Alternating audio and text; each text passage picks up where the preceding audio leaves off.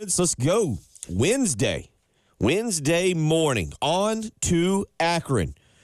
The hated, despised Akron Zips. Who comes up with the nickname Zip? I mean, really? It's the best you could do. You get a team of people around at some point. You're like, we got to have a mascot. They're not the corn jerkers. I was going to say we need to go to our Midwest correspondent, Jen. What is a Zip? They're not the corn jerkers. And there's another team, like I've mentioned before, in Indiana, it's the Frankfurters. So, So they're winning. They're not the last place in the mascot game, is what Zips you're saying. would not be. No. Okay.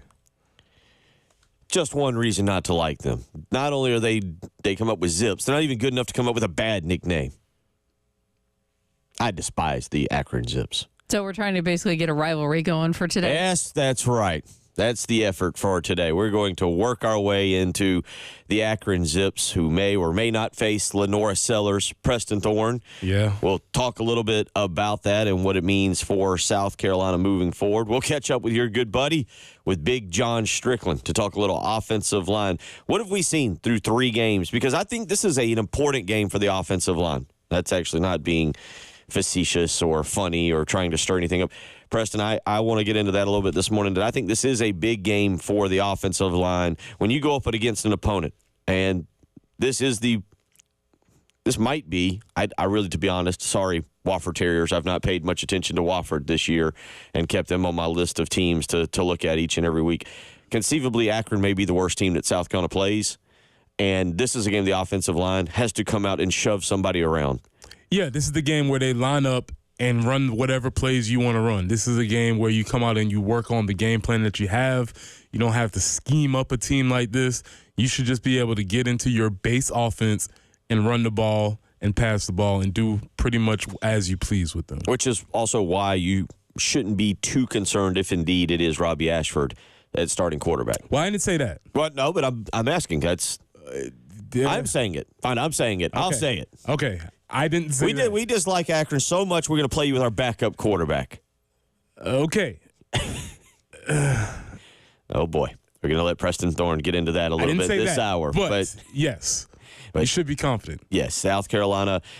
Shane Beamer talking yesterday. We'll let you hear a little bit of what he had to say and analyze some of that. We'll try to find a reason to completely dislike Akron, who, if you really haven't, and I don't know why you would, but if you haven't been paying attention to Akron this year, 1-2 on the season, they were dominated, and I think that's a nice way of putting it, by one really good team, Ohio State. They were blown out by another. I don't know what Rutgers is. They were blown out by Rutgers and Greg Schiano. That's right, Greg Schiano's still up there coaching. Ohio State beat them 52-6. Rutgers beat them 49-17, and Akron picked up their first win of the season last Saturday when they knocked off Colgate 31-20. So I kind of stand by that there. This is a game where, again, South Carolina should be able to go out, line up, say, all right, here's what we're going to do. Matter of fact, call the play across the line. Guys, we're running student body left. Stop it. And then you pick up 5, 6, 7 yards, and then you do it again, except this time you tell me to run it student body right. The old student body plays that I feel like Lou Holtz really admired. Yeah, that was his repertoire. Yeah, this should be a team that you go out well. I mean, I think they understand. Everybody should understand what's happening. I saw a clip where Joe Moorhead, which they didn't know that he was at Akron. He was a SEC name for a while. Yep. I believe he was at Mississippi State. Yep. He essentially said, we're here to pick up a check. He was. I need to find his exact quote, but it was something along the lines of, the equestrian team needs some help, and we got to help some things. We're going to pay some bills in the athletic department. So he understands what this game should be. He understands. So this is not going to be one of those games where we present the big check at the middle of the field like Toledo did. This is not going to be one of those situations. So we'll discuss all of that this morning. Again, John Strickland will join us because, we'll get into it a little bit as we go through. This is, to me, again, a big game for the offensive line. Go out, shove somebody around, physically dominate somebody. You've been able to we both gave the offensive line grades of C, I believe, yesterday. C+, the offensive line in particular. This is a game where you've gone against some good defensive lines. You've gone against Kentucky. You've gone against LSU. this isn't a defensive line that you should be able to go out and push around, mash into the ground, run for 200 yards with no problem, and then move on to bye week. So we'll get into that a lot this morning. 803-404-6100. Let's get out to the phone lines. Joe wants to weigh in bright and early this morning. Joe, how you doing? What's on your mind? Hey, good morning, fellas. Just wanted to call in this morning, man. I see no reason to play Norris this week. If our offensive line isn't good enough to just push these guys around for 4 full quarters, then we have problems. I've seen us progress each game this season, and so I think it shouldn't be a problem at all for us to just push those guys around, allow Sellers to rest and prepare ourselves for our next home game after that bye week against Ole Miss, so we can send Juice Wells back looking stupid after he said he left us because we're not a good team. That's my opinion on that. You guys have a great day. Love listening to the show. Oh, yeah, good phone call, and yeah, we'll get 2 weeks of Juice Wells dislike to get to. Oh, do we? I know we're not supposed to scout ahead, and I know we're not supposed to one game at a time, but the early game will be ready. We will have 2 weeks for that. Now I will tell Joe this, and Preston, you might agree.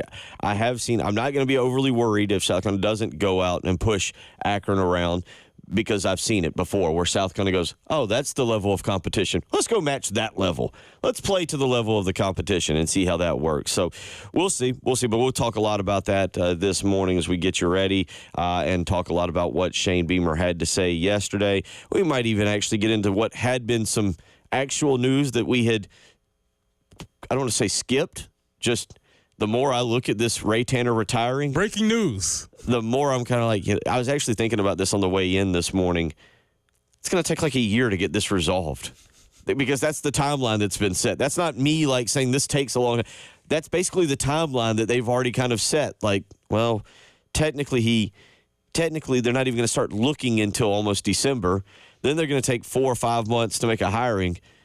I actually thought about it coming in. I'm like, is this news right now? Do we act like we got Men in Black, the little flashy thing, and we do this all again? Basically, say, whoa, breaking news on a December 1st Monday morning. Ray Tanner stepping down. Breaking news. Yeah, you're right. I guess that happened, and so we've not made mention of it, and it kind of everybody around is acting like nothing happened. I don't know what's going on with that, but we do have to discuss it here. We'll get into that a little bit, just because, again, I don't want to say it's funny, but the more I've thought about this and analyzed this, it's like, hey, Ray Tanner's going to leave. It's going to be next year, late next year, and or about right around the beginning of the summer. So, but we will talk a little bit about that this morning, and then Preston wants to get into a little bit of playing quarterback is hard, and you've got some guys to point out. Yeah, I mean, listen, this is kind of my general theme. Some things are hard.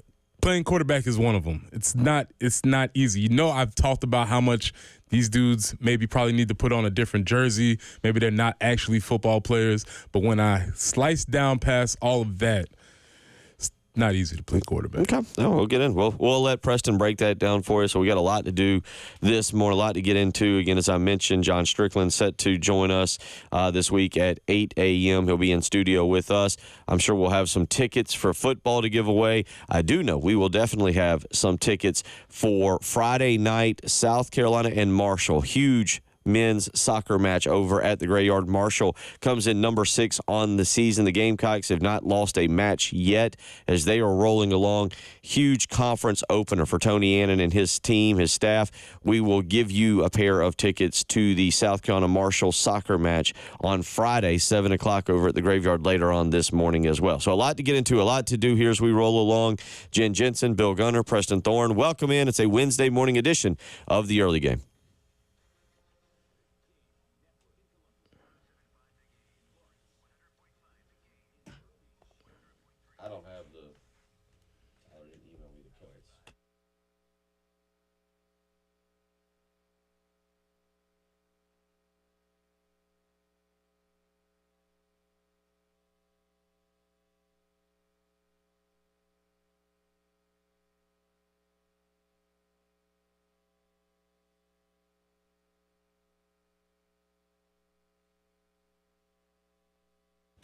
Hey, they say perfection is a journey, and our journey led us to Carolina Stone Craftsman just outside Columbia in Chapin when we needed to update a bathroom in our home. And with the renovation, we had to replace a cabinet, and of course that meant we needed a countertop. And we went to Carolina Stone Craftsman.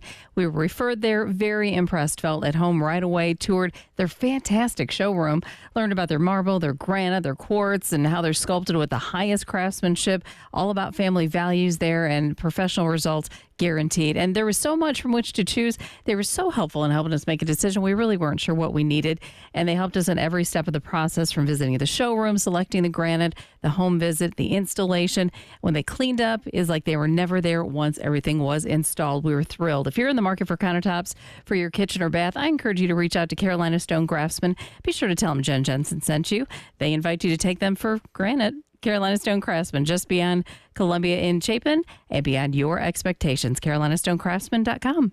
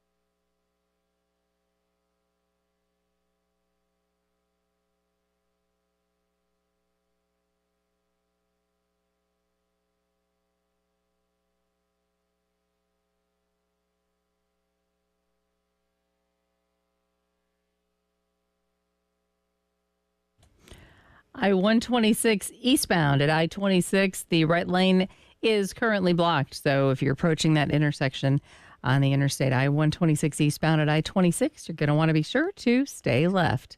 Maybe a couple scattered showers today, 83 for the high. That should clear out by tomorrow. And we'll have a mix of clouds and sun for the next couple days. 83 on Thursday, 86 on Friday. Come game day, a high of 87 should be perfect football weather. Right now, 68 on the early game.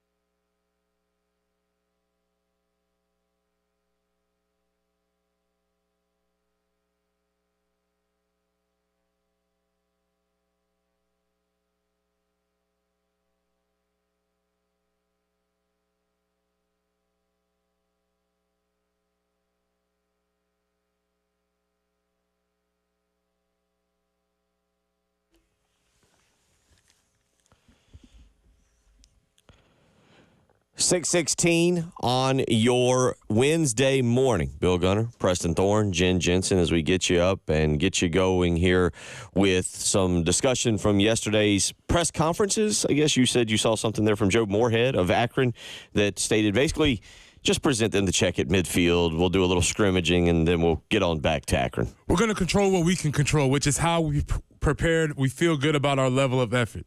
Hey, the department gets to pay some bills, the equestrian team gets some new saddles, and everybody wins.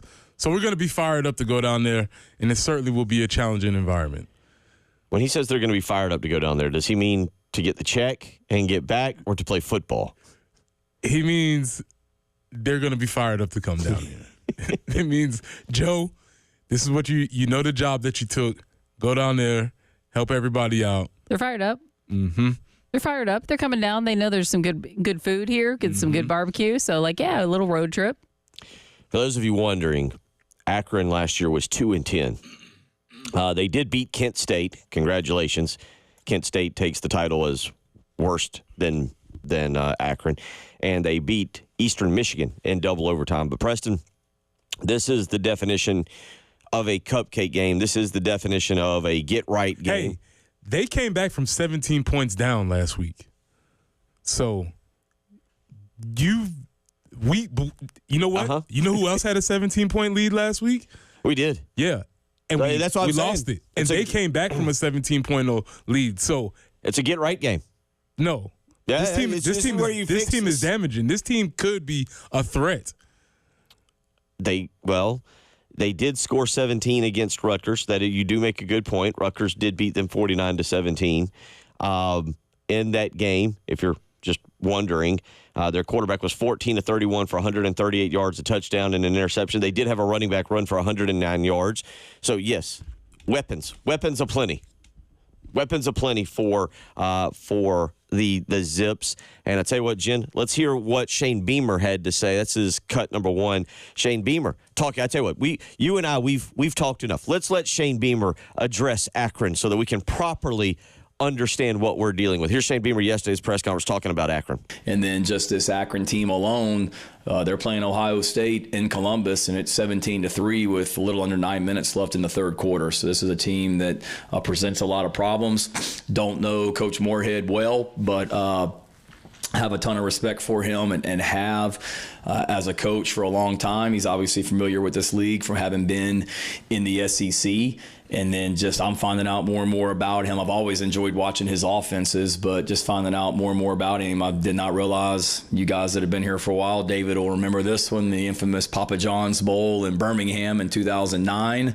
Coach Moorhead was, I believe, the offensive coordinator for Connecticut that day, and found out last night, I didn't even know this, that he and Clayton White worked together at Connecticut. And Robbie Ashford just told me on the field that Coach Moorhead was his offensive coordinator when Robbie was at Oregon.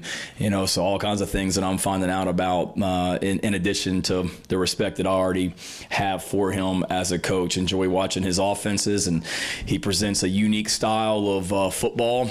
Offensively, they're playing two quarterbacks, and not just like put one quarterback in the game and take the other one out, but put both quarterbacks in the game and run their offense. And it's a lot that our defense will have to prepare for.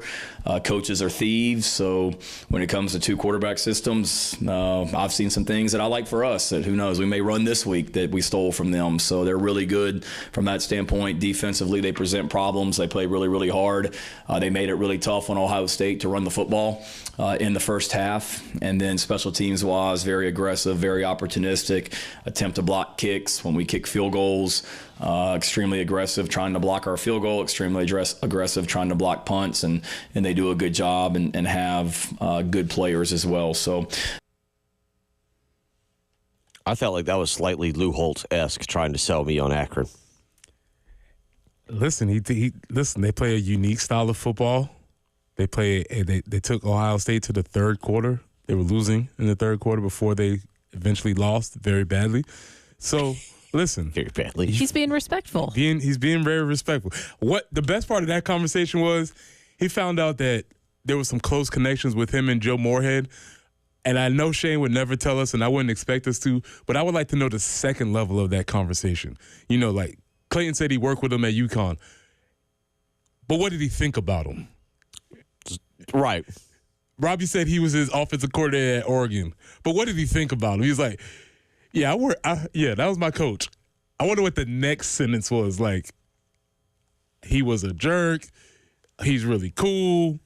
Totally incompetent. I want to know because Mom always told me if I can't say anything nice, don't say anything at all. It might have been that. I would love to know how Clay was like, yeah, that was UConn, the old 2009. I wonder if Shane's going to get in front of the team and be like, in 2009, this guy ruined your fan base's Papa John's Bowl. That's a good, you know what? That's another good way for us to circle back on this, that it's the head coach who was the offensive coordinator for UConn back in 2009. Another reason. Put that down on the list for reasons we do not really care for Akron in particular. So we'll see what we can continue to do to build up a rivalry there with these Zips that are coming into town. But Preston, Lou Holtz was the master. Because I really don't know what it's like as an 18 to 22-year-old to be playing college football, or 24 in some players' cases these days. And you know what's coming down the track, and yet your coach is trying to convince you to stay focused. And I give us your take on this now as we turn strictly to Akron, when you don't even have a game behind it. You got a bye week. So I think it would be easy to overlook Akron if Mississippi was next week, the 28th, but they're not. They're still a little bit further away. How do you handle this as a player? Yeah, you understand if you have goals in front of you that this is only one step in that direction of what you're trying to accomplish. But also as a coach, as much as Lou did that to the general public, that wasn't what he sold us every week. You know, he would say, hey, we're better than this team, and we need to practice like that. So the intensity at practice didn't change based on the opponent. We were attempting to practice towards a standard. And so these are the weeks that you probably were not looking forward to at practice because they were going to be extra on the details, extra precise about accomplishing the game plan. It was probably going to be a week that's annoying because in the back of your mind, you're thinking we're way better than this team. Why are we being so detail oriented? But that's sort of how you would approach these types of weeks. Just for those wondering, this will be the second matchup between South Carolina and Akron. Of course, the first was back in 2018 when South Carolina won 28-3. I was looking at some of these numbers and some of the names that popped up. How about Amon Denson? 17 carries for 110 yards on that cold, rainy day. How about Rico Dowdle? 13 carries for 86 yards on the 28-3 win. Brian Edwards, 5 catches for 109 yards. Debo Samuel scored 3 times, 2 on touchdown passes, and then it says a third on a fumbled snap in the end zone when the Zips were in punt formation. Jake Bentley was 14 of 27 that day for 199 yards. And do you know who the coach was for Akron that day? No. Legendary name. He was Terry Bowden. Legendary last name. I wasn't specific on which part of the name was legendary. Yeah, legendary last name. So yeah, I mean that's what you get with this from the number standpoint of this coming in. Akron's averaging just 18 points per game. They are allowing 40.3 points per game. They've run the ball 91 times this year. They are averaging just 84 yards per game running. South Carolina, by the way, I don't know, is this a good stat or a bad stat? 165 yards per game rushing so far. I don't know what the number. I would have to see what that's ranked in things so we can figure that out. But with your eyes, they haven't been a dominating rush. I was going to say, I thought it would be lower. Yeah. And I don't know if it's that 243 yards that really skews that number. Akron giving up 179.7 yards per game. So, again, this is a game where South Carolina, I think, going to that offensive line, has to come out, Preston, and just physically dominate the game. Weather should be great. We shouldn't be talking about a rainy night, a wet, muddy field or anything.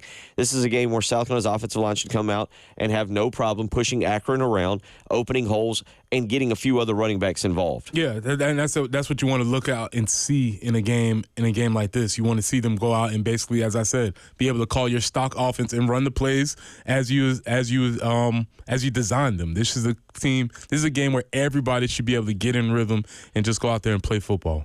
I went back and looked at that Ohio State game. Ohio State,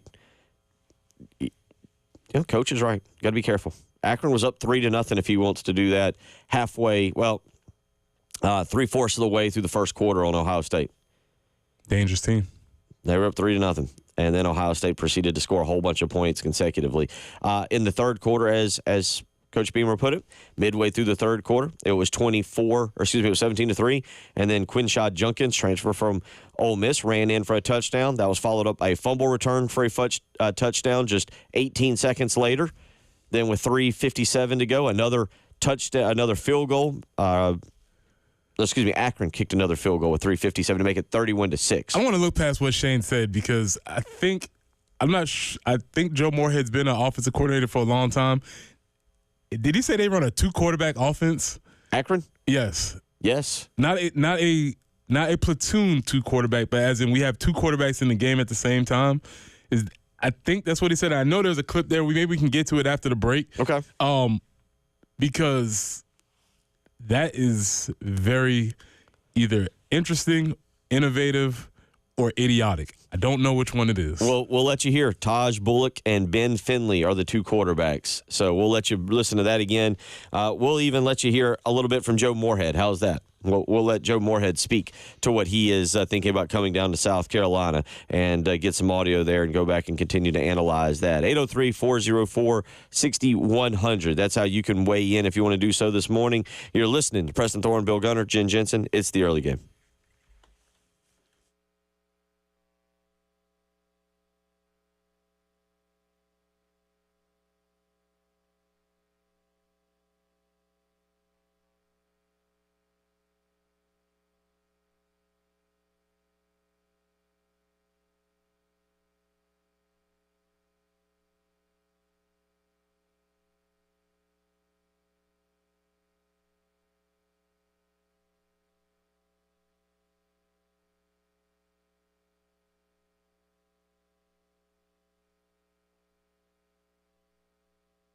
Bill Gunner for the Mortgage Guru, Jacob Crowder, and First Palmetto Bank. Right now is the time to be in touch with the Guru, to be talking about the Community Reinvestment Product. Now, you need to call and get more information on this. To do that, you can give them a phone call, 803-719-1005. That's how you can get in touch with Jacob Crowder today and learn more about the Community Reinvestment Product. Now, what this is, if you're looking to move maybe to Richland, to Blythewood, to something of that nature, the Community Reinvestment Product is exactly what you want to find out about. The great interest rate, the great APR, but don't take my word for it. Call Jacob Crowder today, 803-719-1005. That's how you can get in touch with Jacob Crowder. You can also email him. The letter J, Crowder, CROWDER, at firstpalmetto.com is the way to do that. Call today. Ask about the Community Reinvestment Project. You'll learn more, and it might be something of interest to you. Call Jacob Crowder today.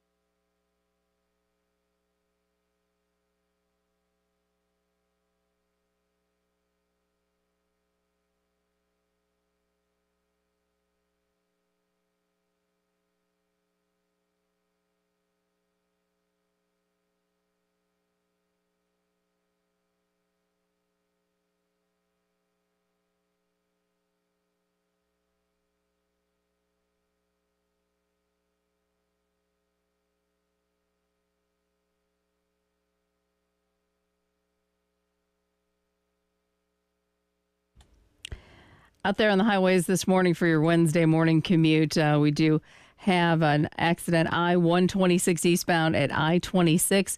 In that area, you are going to want to stay left because the right lane is blocked.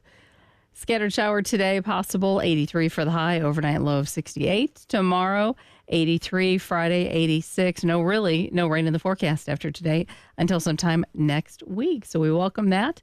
And right now it is overcast and 68 on the early game.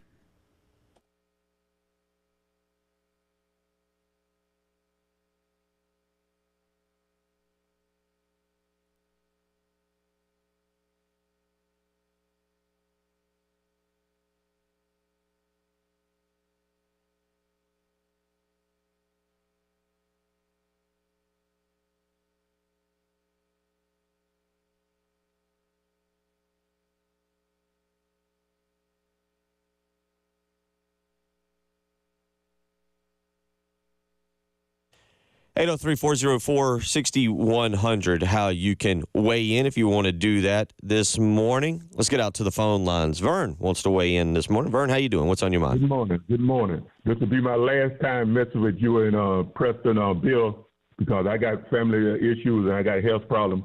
I just want to say something about Ray Tanner, a guy I never met, but I seen him because I come to the game sometimes. Ray Tanner, you know, he probably a real good guy. You know, he probably a religious guy. You know, but he got the University of South Carolina sports team, especially for the men, baseball, basketball, and football, you know, term all. You know, I don't talk about, you know, I'm not going to put him down because I don't know him, but I saw him when he used to coach the baseball team. You know, he's a baseball coach, but he's not an athletic director like most schools have. He put the football team in turmoil with Will Muschamp. He turned right around. Now he got another coach in there. You know, you all love him, you know, but hey, everybody love who they love. You know, and now he turned around. He went to get a basketball coach in men's basketball. Because Lamont Paris, hey, he could have go to Sanford and Son and got Lamont Sanford with Fred and do as good. And then he turned right around again. Now he got a baseball coach. He went to the old folks' home, the nursing home, brought him me and his friends, give him millions of dollars. Hey, you know, I want to do it, but, you know, like I say, that was his friend. Now he's going to retire. Whatever he could do, I'll wish him all the best. But, you know, he put this, the baseball team in jeopardy. The guy said himself, hey, I went out of baseball. I'm an old dude and stuff. You know, I had surgery on my neck and everything and stuff like that. That should have told him right then and there, whether that his friend or not. He's not the one for the baseball team. He should have really got the guy he already got there. Lee should have been the head coach. You know, it don't take a genius to know that. But I can't put the man down because the man is a businessman. He's been around Carolina a long time, so I'm not going to bother you all again, but you all be blessed. You all have how you would say, live long and prosper. I'm gone. Thank you for your time. Bye. I do hope Vern calls back. That was a great dismount. Is that Star Trek, Live Long and Prosper? I didn't have I think Star Wars on our bingo card for this morning. You got to be careful. Is it Star Trek? That's what you got to be very careful with that one. Yeah, don't enter. You can't get into that because they don't intermingle. I think that's Star Trek. I believe you're correct. I think that's Spock. You got to do this hand signs. And I know. I love that you've got the hand sign going. Mm-hmm. Whatever that's called. Can't do that. Probably the fact that I'm calling it a hand sign, I'll get beaten down for. Yeah. Vulcan? Is it? What was he? What was he? Okay. Was he a Spock? Was he a Vulcan? Is that right? I can honestly say I've seen about 2 minutes of Star Trek in my life. I've watched a little Star Wars. I've seen all of about 2 minutes of Star Trek. Anyway, Akron runs a 2-quarterback offense, which is wild. The idea that you will send 2 people out there who are actually not really football players. Here's Shane Beamer. This is clip number 11. This is clip number 11. I just want to hear this because this is a very wild proposition. Yeah, it's different. The 2-quarterback thing they're doing really is unique. I mean, they're all over the place with that, and like I said, pretty cool some of the stuff they've done with it, and then the quarterback. I mean, he's been around. They're experienced guys, and then they got receivers that can run and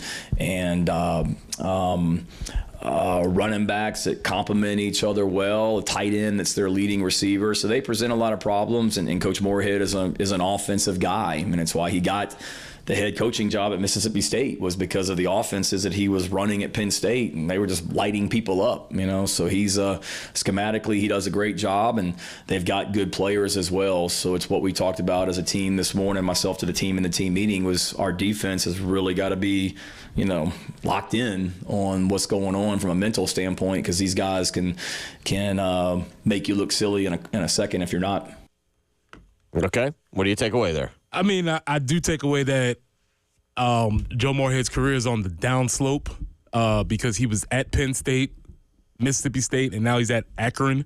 So I'm not sure how well his offenses have actually been working. But the idea that you're going to throw two quarterbacks out of the 11 guys, So are they running double passes? Are they, do they pitch it to one quarterback and he runs for a little while? They throw it back to the other quarterback and then he throws it downfield. What exactly is happening? Or did they just have two dudes who can play quarterback? I have not done the film work, so I'm going to do this because now I am intrigued. If you can let's say if you ran two quarterbacks out there, you split them out, you run an option to one, and then the one that catches the ball then gets to throw the ball. I mean, look, South Carolina last year could have run the 3-quarterback offense. I think people clamored for it at times. Line up, have Spencer Rattler ready to take the snap, Luke Doty on one side, DeCarrion Joyner on the other side. You would have never known where the ball was going to go. I would have. That's why they didn't run 3-quarterback offense last year. It would have been very, very clear. Is this the crystal proposition of if you have two quarterbacks, you don't have one? Is this what I think it sounds like we need to say? It sounds like we run both of them out there because neither one of them are any good. It sounds like also we're going to have to actually do our job and watch Akron film to come back into film. All right, that's my assignment. I need to do some assignment on this 2-quarterback offense. Let's hear what Joe Moorhead had to say. This is him at his press conference about playing South Carolina. This is yesterday, Joe Moorhead, head coach of Akron. It's kind of the same thing. You're going on the road to play another top 25 caliber team that is incredibly talented and well coached. Almost knocked off LSU. We're going to control what we can control, which is how well we prepare, our level of effort and execution. The department gets to pay some bills. The equestrian team gets new saddles, and everybody wins. So we're going to be fired up to go down there in a certainly a very challenging environment. Is that a little bit of a backhanded compliment to us? Almost knocked off LSU. Kind of like we were like, well, Akron was only down two touchdowns to Ohio State in the third quarter. Like, got to look out for them. They're a pretty good team. They almost knocked off LSU. I don't like those guys. That's basically what he was trying to say. Yeah, I mean, he's acting like LSU's world beaters, and we almost knocked them off. It's just another reason to boo Akron when they run out of the tunnel on Saturday night. Don't let them just come running out to, welcome to our town, we're going to give you a check. You got to boo them good because you hear what the coach is saying there? Just saying, well, they almost knocked off LSU in the same manner that Shane Beamer, trying to assure us that they're a good team, said, hey, they were down only 2 touchdowns to Ohio State midway through the third quarter. Everybody's trying to find an angle. But listen, 2-quarterback system, that is you have to have a previous resume as an offensive genius to even trot that thing out there, because that is stupid. And I'm going to go on record in saying that. And I heard Shane say that, yeah, we want to, there's some things that are cool about that. I hope he was just paying lip service, because that is not a very prudent or smart offensive system. So I hope let's get that thing out of here. 803-404-6100. Again, how you can weigh in. The 2 quarterbacks that Preston is referring to again, Taj Bullock and Ben Finley. And again, I'm looking at the stats. I've been looking at the stats from the Ohio State game that was played earlier this year. There was a 52-6 victory for the Buckeyes. And as Shane Beamer pointed out, it was only 17-3. Midway through the third quarter when Ohio State really got the ball rolling. Preston, to help you out a little bit, I don't know what we're looking for here that helps us, but on the season, Ben Finley has thrown 88 passes for 549 yards, 5 touchdowns, 3 interceptions. He's been sacked 6 times. Taj Bullock, the other quarterback, has thrown 17 passes, so quite a disparity there in passes.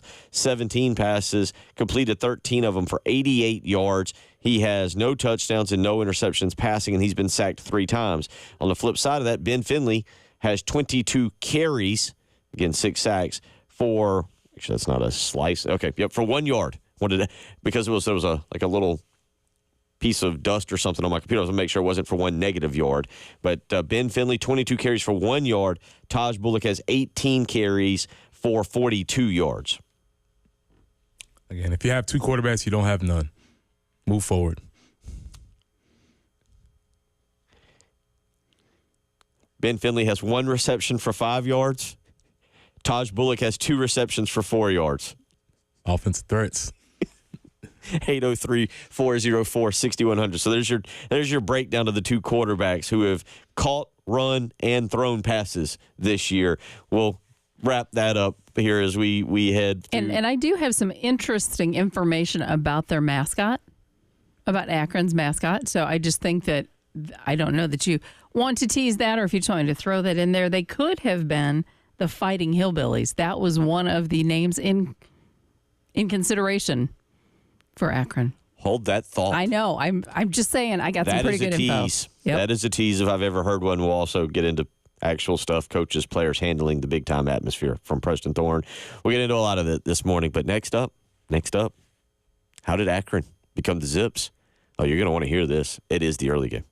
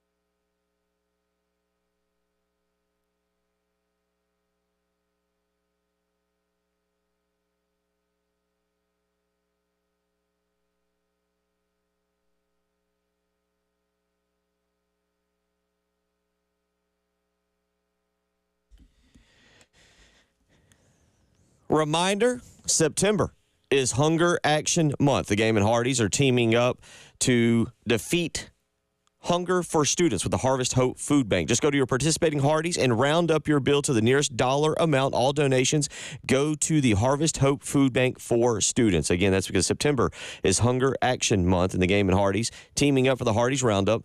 Go to your local participating Hardee's and round up your bill to the nearest dollar amount. All donations go to the Harvest Hope Food Bank for students. We will get you this interesting information on the Akron nickname in just a second. But first, after scouring the internet, it appears we have discovered the man to talk about how to defend the two-quarterback system. Here is some advice from a certain well-known linebacker on how to stop what South Carolina could be facing on Saturday night. What happens is the center has the ball first, and quarterback will say hike. That's when the center puts the ball into the hands of the quarterback. So what I'll do is I'll start tackling the quarterback unless he get the ball to somebody else, in which case I'll try to tackle that person.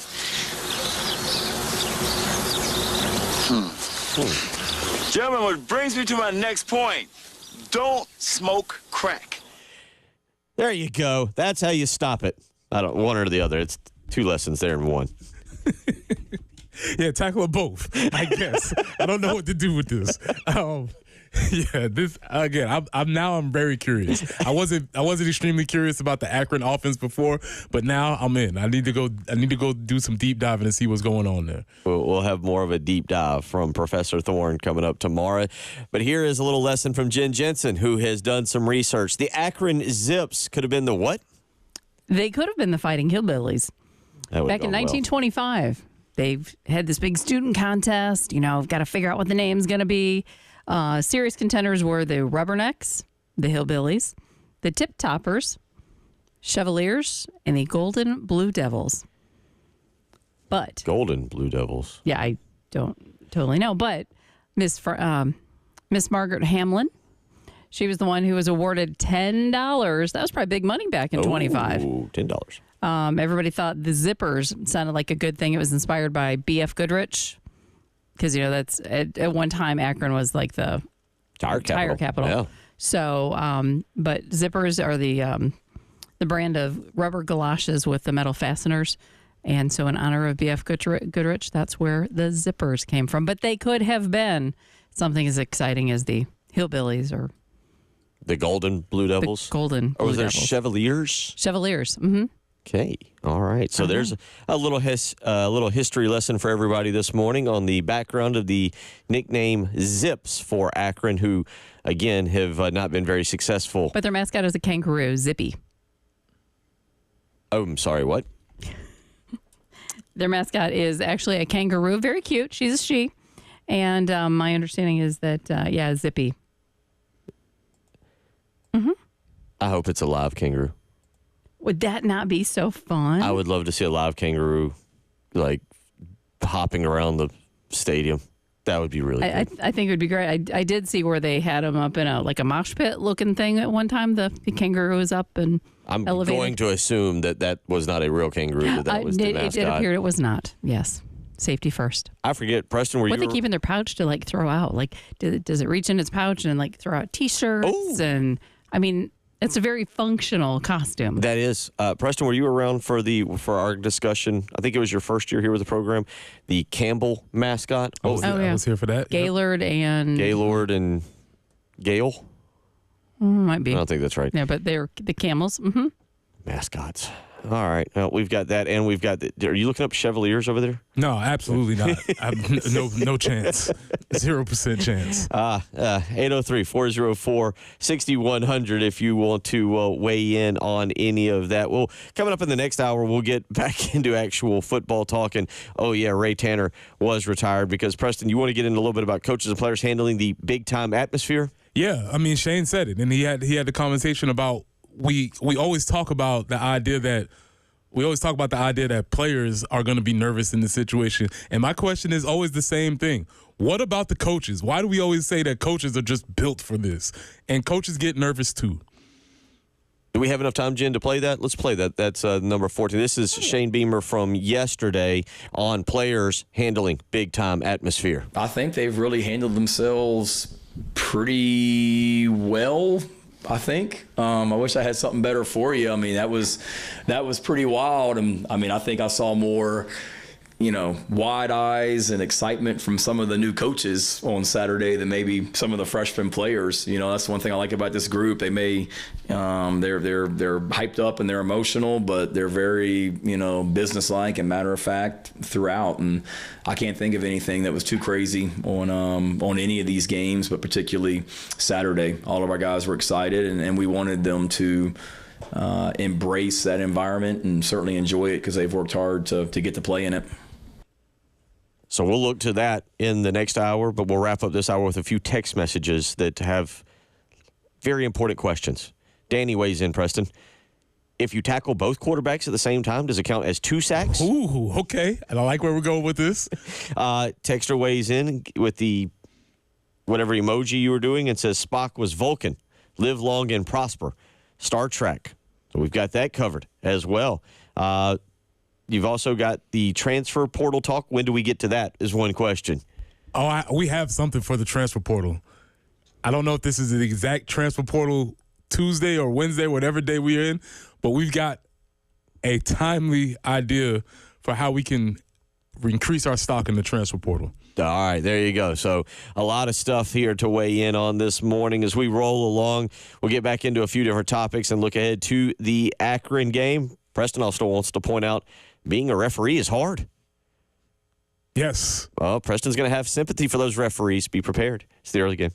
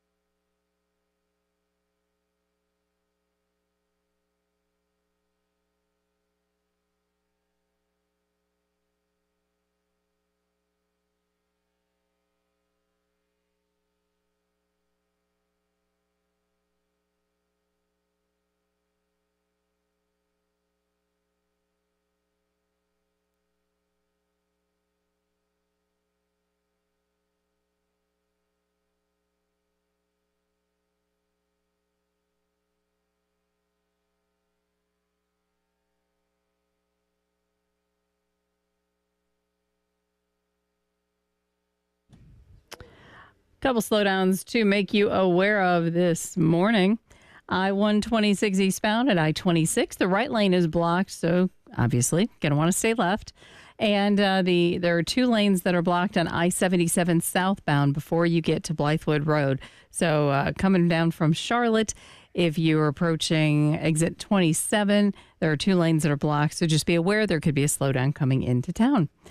Your forecast shouldn't slow you down too much. Maybe a couple scattered showers, she says, today. 83 for the high, and the rain then clears out. Tomorrow, some clouds and 83. 86 for the high on Friday.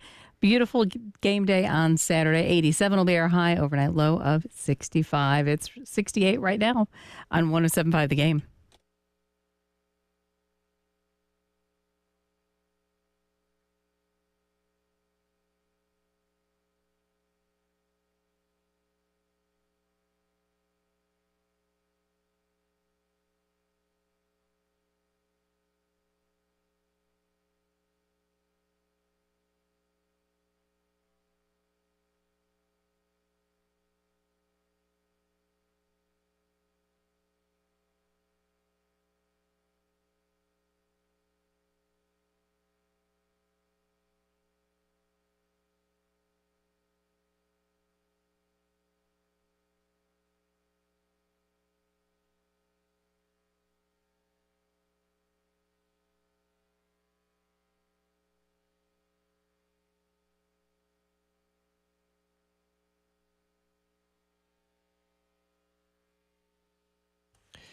Seven a.m. on a Wednesday morning as we work through the month of September. Hard to believe today's September the 18th, and just about 12 more days, and we'll cross over into October. Was out and about yesterday. Was this mentioned on our program? I don't think this was mentioned on our program.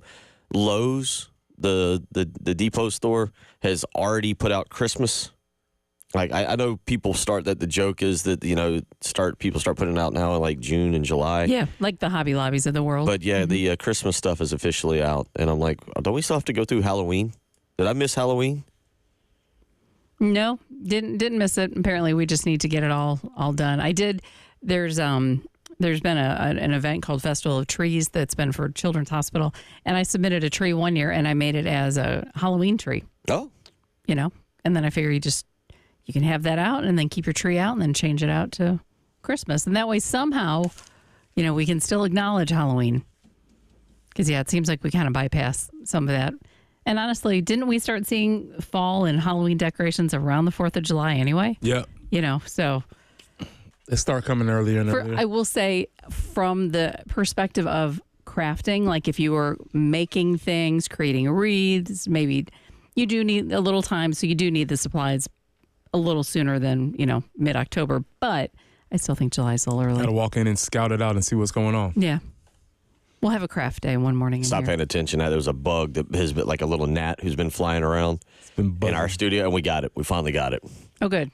I've always kind of said Bill was kind of the gnat in our studio, just kind of buzzing around, can't kind of get rid of it, just a little annoyance. Sometimes it's the little things in life that just make me happy. And finally getting this gnat who for an hour in here has buzzed between Preston and I and just driven us crazy. I finally just got it. Now I feel very good about myself and ready to do the next 2 hours of programming, Preston. Just doesn't take much. Doesn't take much to make me happy sometimes. And that really, really pleases me that we now have taken care of what appeared to be a problem in here. 8:03. Thanks for being so brave, because, man, you took on that animal, and you took care of business and saved us. Well, I'll use this as the opportunity to mention, because if you have been watching on our live stream, you've seen me battling this gnat flying around. And if you didn't know what was going on, you probably think I've lost my mind, because I've been here swatting at stuff, moving mics around, doing all kinds of weird animation trying to get this gnat. So you can always go and check out our live stream. Go to the Game TV radio,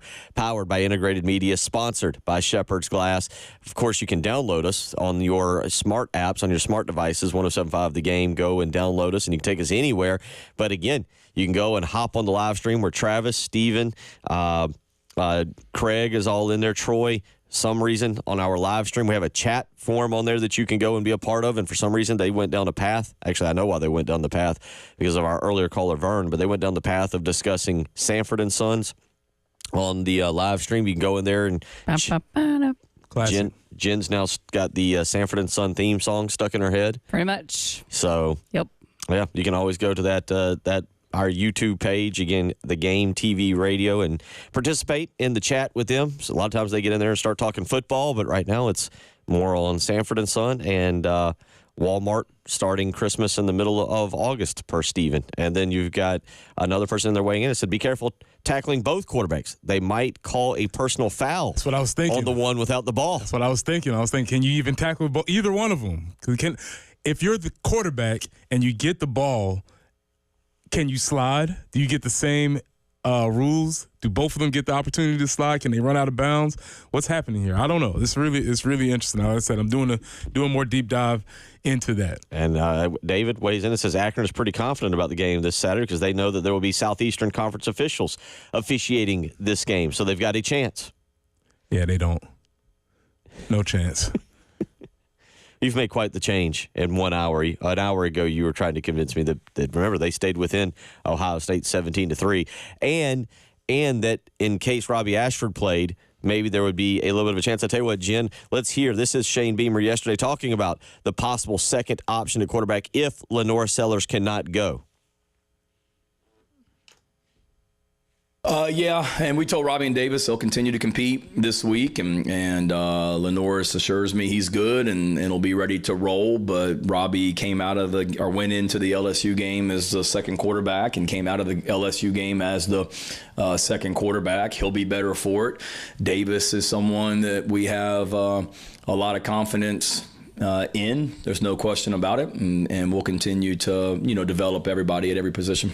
And where would Luke Doty fit in, if at all, to quarterback? He'd be in the mix as well. I think we'd be, dumb not to. And the thing with Luke all along, David, has been you go focus on receiver and special teams, but you're not getting too far away from quarterback. And Luke's a smart kid. I mean, he. We've gotten him some reps at quarterback periodically throughout the season already, and he doesn't miss a beat when he goes in there. All right, there's a lot to take away from there. Number one, let's start with Lenore Sellers. Preston, is this Lenore Sellers' decision to play?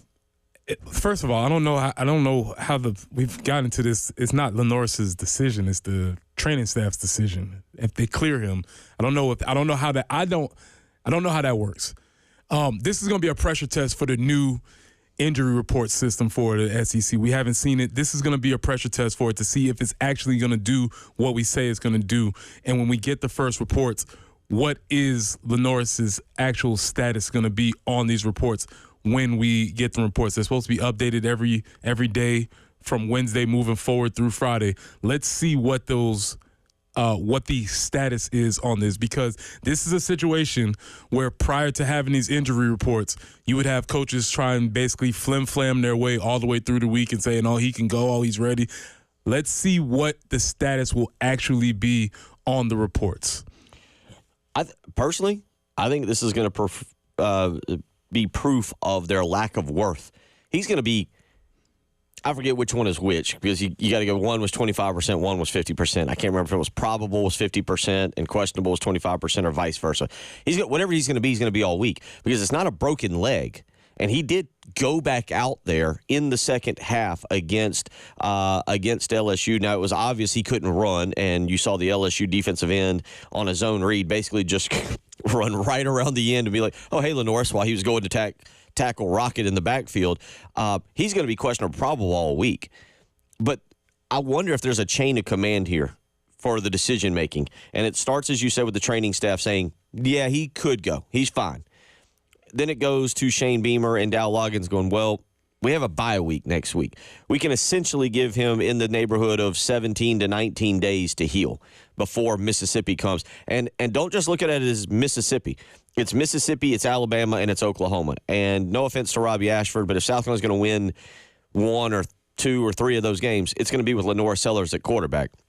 So I'm not even sure you're looking at it just from the standpoint of let's rest him here so that we have him for Mississippi. It might be, let's rest him here, hoping he's ready for Mississippi, but knowing we can get him back for Alabama and then Oklahoma in that stretch. So the chain of command, as you said, that's a good point. Great that Lenore Sellers is assuring you that he will be good to go. I don't know if it's his decision, though, because, again, it might go training staff, coaching staff, parents, and then player, to be quite honest. Yeah, no, parents, get out of here. He's an adult. Move him. Actually, it's a good point. Y'all had your time with him. Not an SEC game, so no injury report. Interesting. I forgot about. Thank you, Texter. That's a great point. That's interesting. So we will get strung along this whole weekend. We'll see on Saturday what it actually means. So I don't expect to see it get any. Even though you said they're worthless, and I agree with that, I don't expect to get any type of straight answer from Shane and staff through the rest of the week. So yeah, we got that. So that's the Lenore Sellers portion of it. Then there's this portion that really is interesting, and I don't know what to do with this right now. Luke Doty went to SEC Media Days. Luke Doty arrived at South Carolina as a 4-star quarterback. Luke Doty's wrapping it up this year. There is no Luke Doty. Yeah, I don't know what that question was. Luke Doty hasn't played offense. He's barely played special teams. Luke Doty is not really even a contributor or a factor on the team at any position. So I don't know. I'm not sure what Shane or whoever asked the question, I believe that was DC. I'm not sure what we were trying to do there, but he has not been a factor on the team in any on the field. I don't know what he's doing in the locker room. I don't know what type of leadership position he's.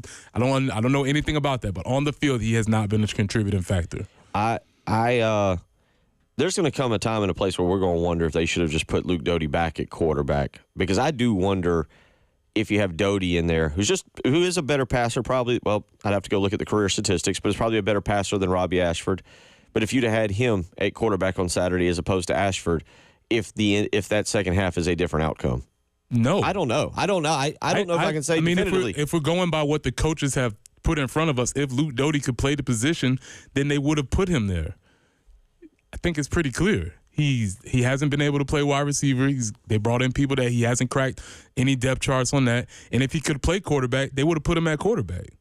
I think it's pretty clear. The reason I say that is because I in terms of wide receiver, I do feel like he's not any better than Jared Brown, Vandrevius Jacobs, or Mazio Neither Bennett. do they. Well, right.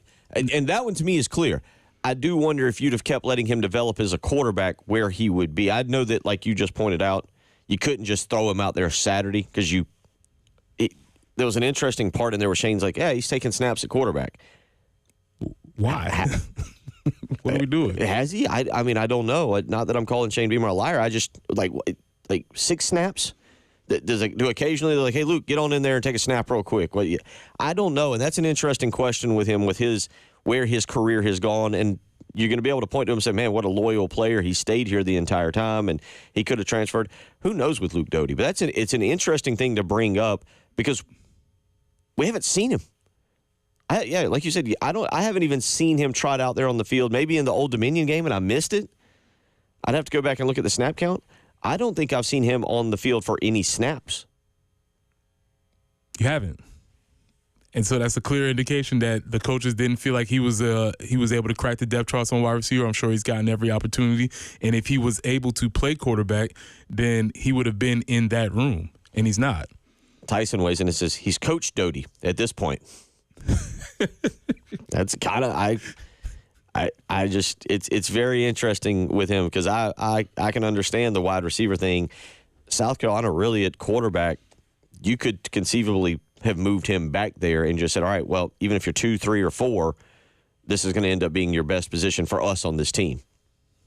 And it's preferably not the reverse, what was it, Philly special that we saw them try to run against Clemson last year that did end up working for a touchdown. 803-404-6100. Speaking of quarterbacks, Preston has got a point. Playing quarterback is hard. He wants to get to a couple of those. When we come back, you're listening to The Early Game.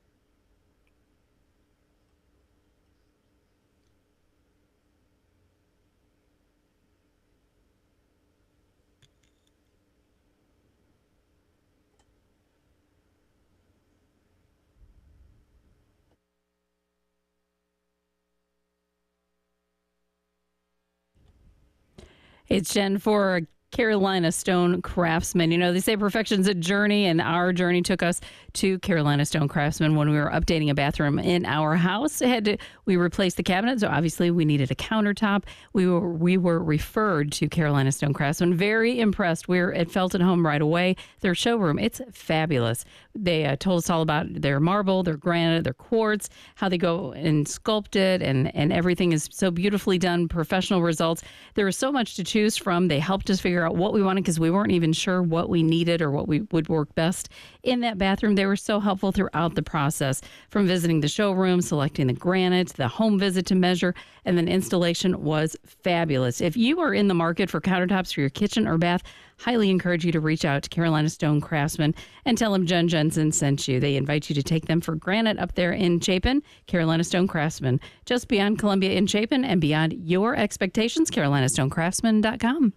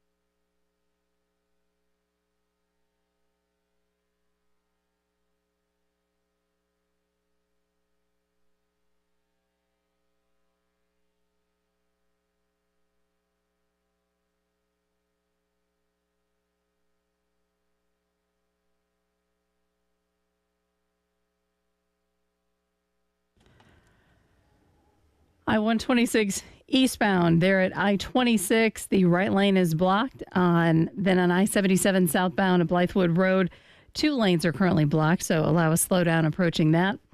We are also seeing an accident I-26 eastbound at exit 91. Fulmer Road at Wilson Boulevard, an accident. And in downtown Columbia, you'll find a tie-up Sumter at Elmwood. A little bit of rain today, certainly not a washout. That should get cleared for tomorrow. 83 for your high tomorrow, 86 on Friday. Game day looks great, sunny, and 87. Right now, 68 on 107.5 The Game.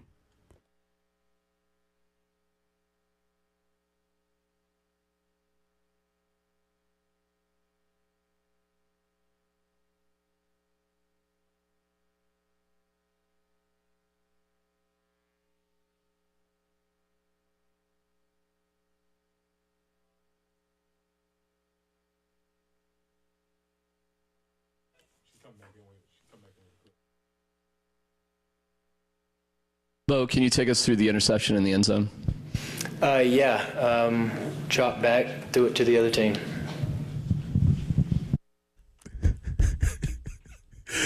That was Bo Nix telling us that quarterbacking is hard. Welcome back into the early game. Preston thrower, Bill Gunner, Jen Jensen. Jay, can we get that one more time? Let me set this up. This was Bo Nix, SEC veteran, Pac-12 veteran, now starting quarterback for the Denver Broncos, talking about his decision-making as a quarterback. Bo, can you take us through the interception in the end zone? Drop back, threw it to the other team. It's a good explanation. Really good explanation. And that just goes to my point, man. Listen, he could have got into how he read half the field safety and they got into his own dog blitz and blah, blah, blah, blah, blah. But that's not what happened. It's kind of probably what Garrett Nussmeier felt when he threw that interception to Nick Emmanwori. I dropped back. There was nobody there. And then when I threw it, there was somebody there. Didn't expect that to happen. Guess it happens for quarterbacks. And the bigger, larger point is that, man, playing quarterback is not easy. I make fun of them all the time, but they have to do a lot in a very short amount of time.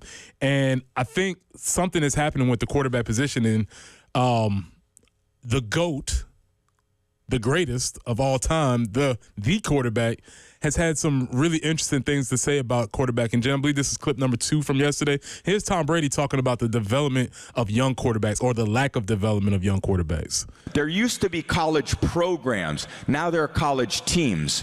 You're no longer learning a program, you're learning a playbook. And the program is ultimately, like at Michigan, for me, that was a pro-style program. 5 years I got to learn how to drop back pass, to read defenses, to read coverages, to be coached. I had to learn from being 7th quarterback on the depth chart to moving up to 3rd to ultimately being a starter. I had to learn all those things in college. That was development. Then I went to New England and I was developed by Coach Belichick and the offensive staff there. I didn't start my first year. I think it's just a tragedy that we're forcing these rookies to play early, but the reality is the only reason why they are is because we dumbed the game down, which has allowed them to play. It used to be thought of at a higher level. We used to spend hours and hours in the offseason and training camp trying to be a little bit better than next year, but I think what happens is it discourages the coaches from going to deep levels because they realize the players don't have the opportunity to go to a deep level, so they're just going to teach them where they're at. That's interesting. Okay, there's a couple pieces that's really interesting there. One is the discussion about the pro-style offense, because there's a coach here in Shane Beamer who appears to be kind of set on running that pro-style offense, as opposed to what I think you clarify more of the college zone read, run the quarterback, an athletic quarterback kind of style offense that we see now that so many teams go with.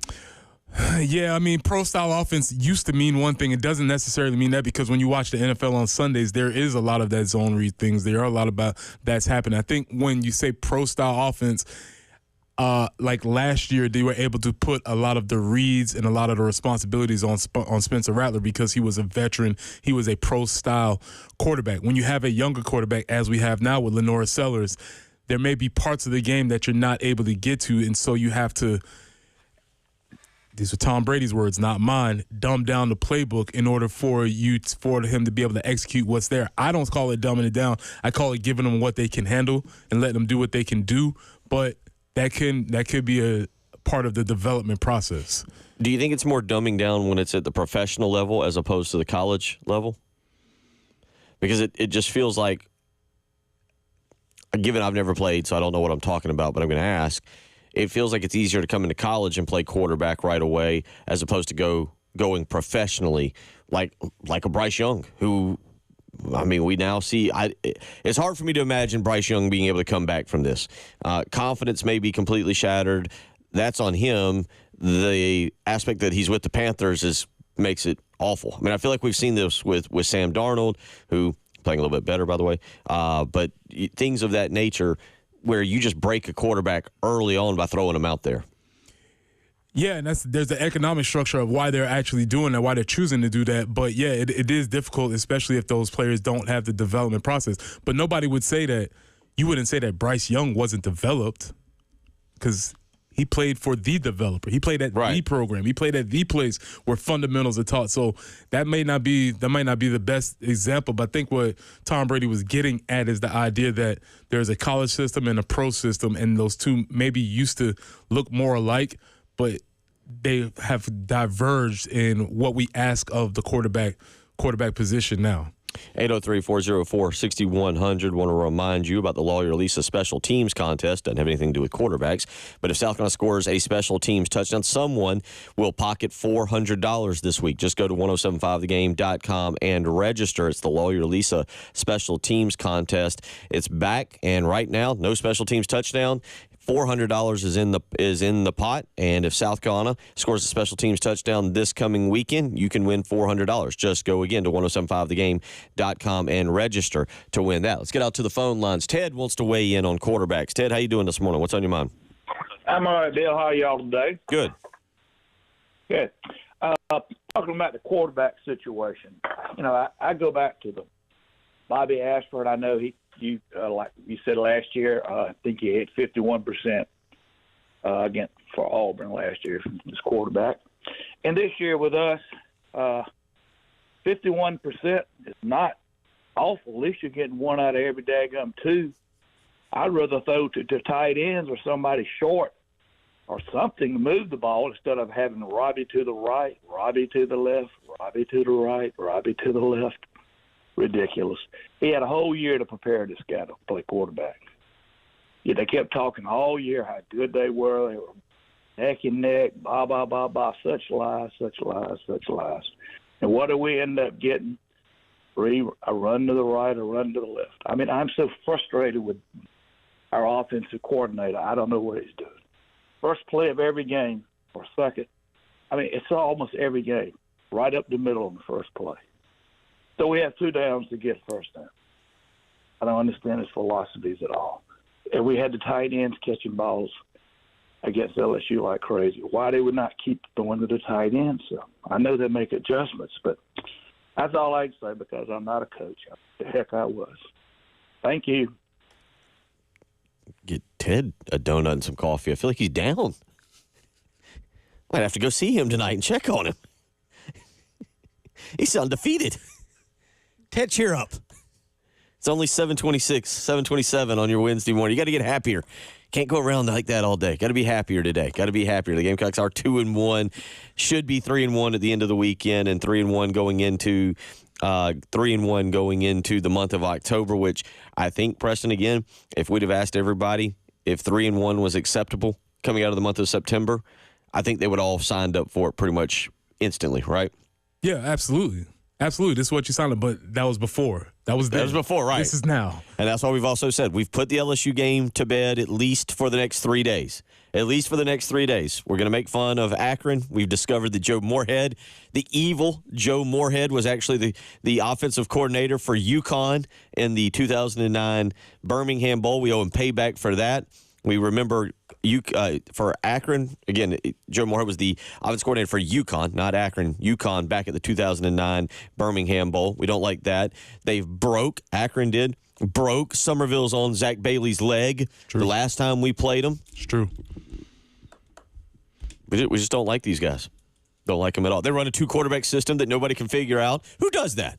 Who does that? We'll continue talking about this and get into some other things. Not only is playing quarterback hard, Preston, but reffing is hard also?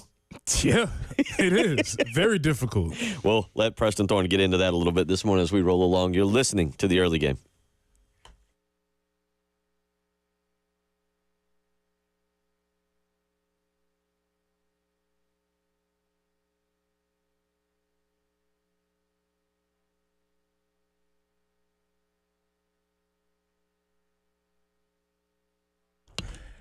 Hey, it's Preston Thorns, and pain from arthritis is just awful. With bone-on-bone constant pain, it robs you of so much of the stuff you love to do. But there are effective ways to deal with that pain, and I'm not talking about drugs or surgery. There are new exciting cellular therapies that can get you lasting relief, and the place to go is QC Kinetics. QC Kinetics using cutting-edge treatments to accelerate your own body's healing properties and revitalize your joints so that you can move again. So if you're living with chronic pain from arthritis or injury, you need to know that steroids and surgery and pain pills are no longer your only options. Learn how QC Kinetics uses advanced medicine to treat the pain and enhance your joints while also restoring mobility. Give yourself long-term relief with no surgery, no drugs, and no downtime. So call for a free consultation at 803-281-6860. That's 803-281-6860.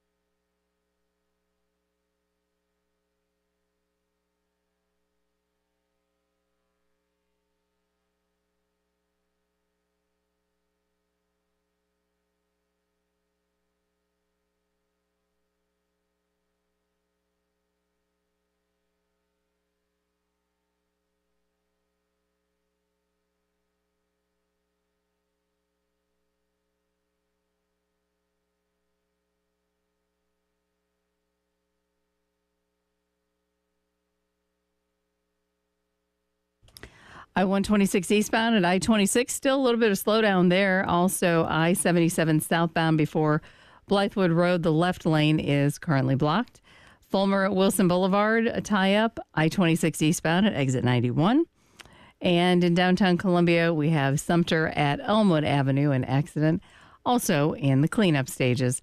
Maybe a couple scattered showers today, 83 for the high. And then that'll clear out. Some clouds tomorrow and Friday, 83 and 86 will be our highs.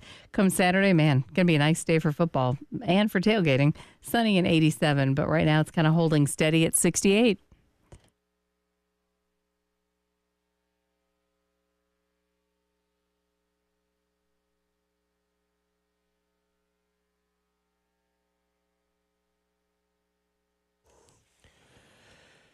7:34 on your Wednesday morning. Want to remind you there's only a few craft beer cards left, and you can purchase one for yourself. It's a $79 purchase for a $360 value. That's 12 different craft beer locations, spending $30 at each brewery. That is $360 worth of craft beers that you can purchase for just $79.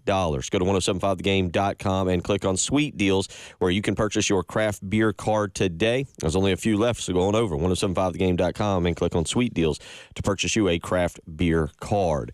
We'll get to some referee talk here in just a second. Preston Thorne wants to let us know or remind us reffing is difficult. But let's get out to the phone lines. William wants to weigh in this morning. William, how you doing? What's on your mind? Hey, how y'all doing? Good.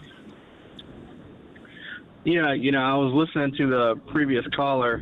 I feel like a lot of Gamecock fans kind of feel this way. It's kind of crazy.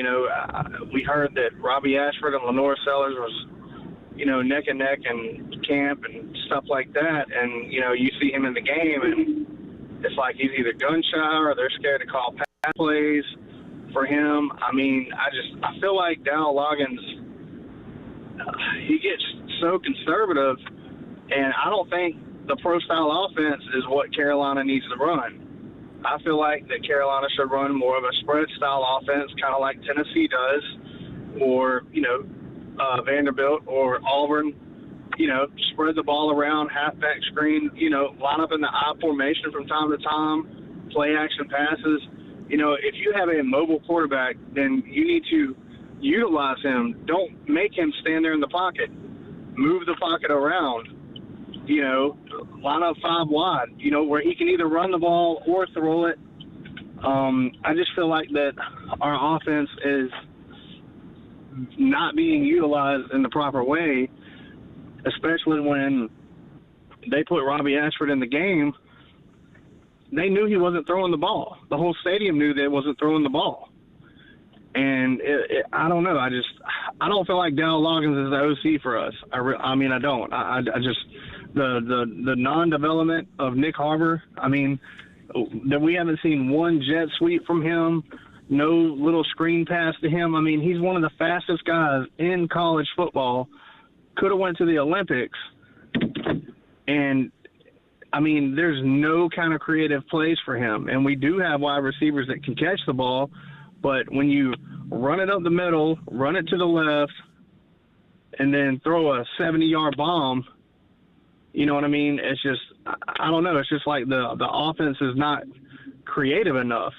And Shane Beamer doesn't have the experience enough as an offensive-minded coach to say, hey, let's go in another direction with this play call and this playbook, because, I mean, man, I heard Alabama was learning how to run their plays off of playing a new college football video game. And yeah, I mean, William, thank you. I tell you what, William, thank you for the phone call.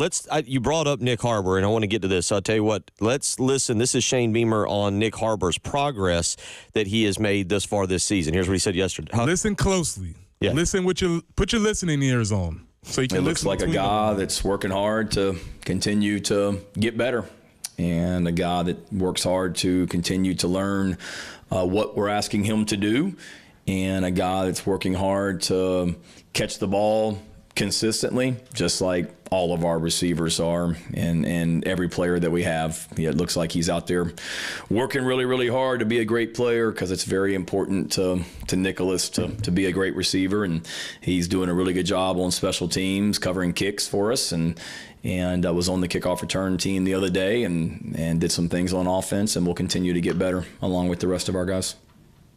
What do you take there? I mean, that's why I wanted Shane to talk about the development of Nick. Can we play that one more time? Listen, not to what he says. Listen to how he's saying it. Listen to the things he's saying. It looks like a guy that's working hard to continue to get better, and a guy that works hard to continue to learn what we're asking him to do, and a guy that's working hard to catch the ball consistently, just like all of our receivers are, and every player that we have. It looks like he's out there working really, really hard to be a great player, because it's very important to Nicholas to be a great receiver, and he's doing a really good job on special teams, covering kicks for us, and I was on the kickoff return team the other day and did some things on offense, and we'll continue to get better along with the rest of our guys. There was Steve Fink at the very end. All right, thanks, Coach. Good job, Steve. Good job. All right, so what did you hear?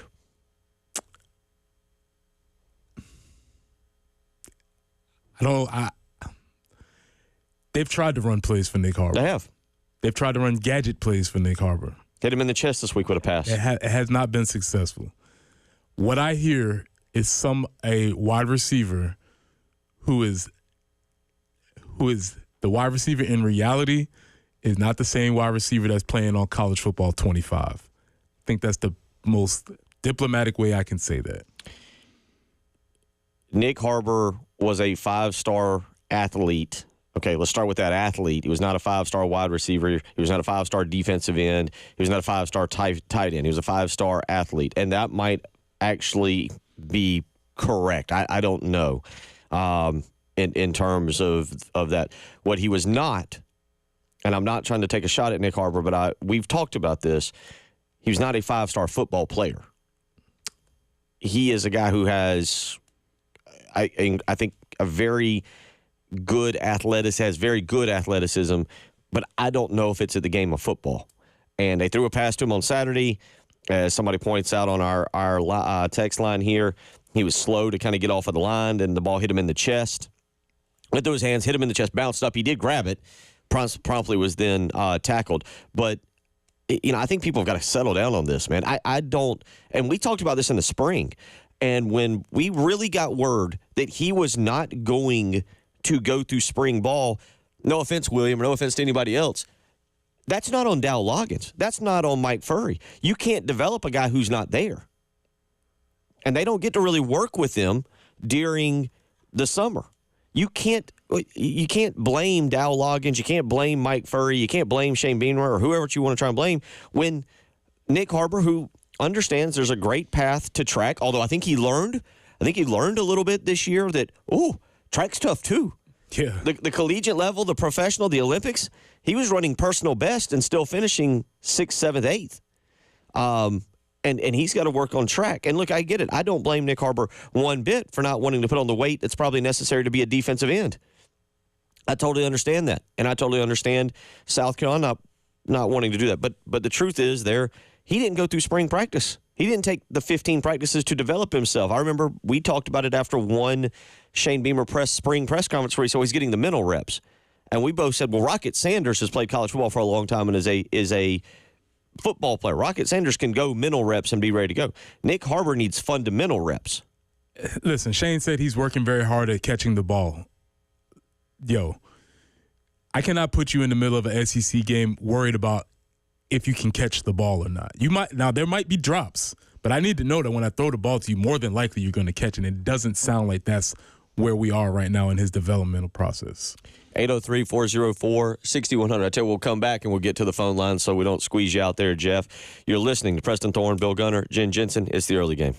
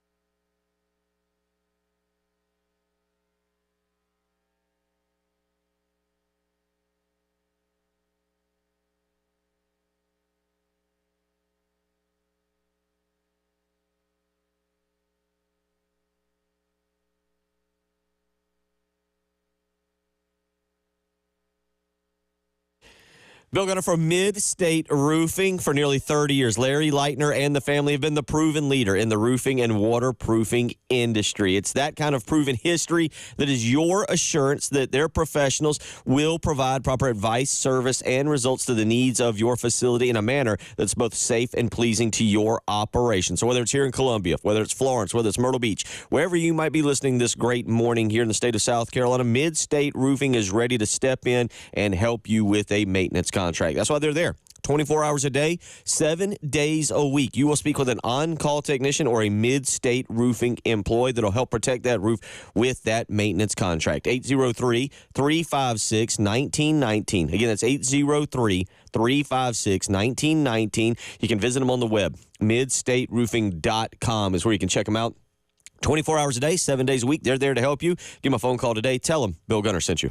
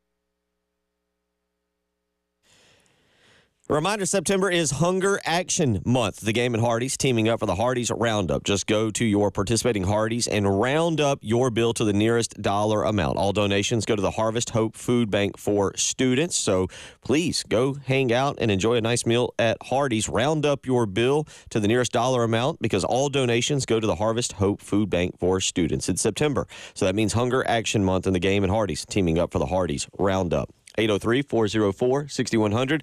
Let's get out to the phone lines. Jeffrey wants to weigh in this morning. Jeffrey, how you doing? What's on your mind? Hey, doing well. How about yourself, gentlemen? Doing good. Good. I was referring about the Nick Harbor comment. You got to think he's a track star playing football, not a football player running track. And that's the biggest aspect of his game. He's not a football player as far as a receiver. And all spring, he was training for the Olympics. Wasn't touching the ball, wasn't catching running routes.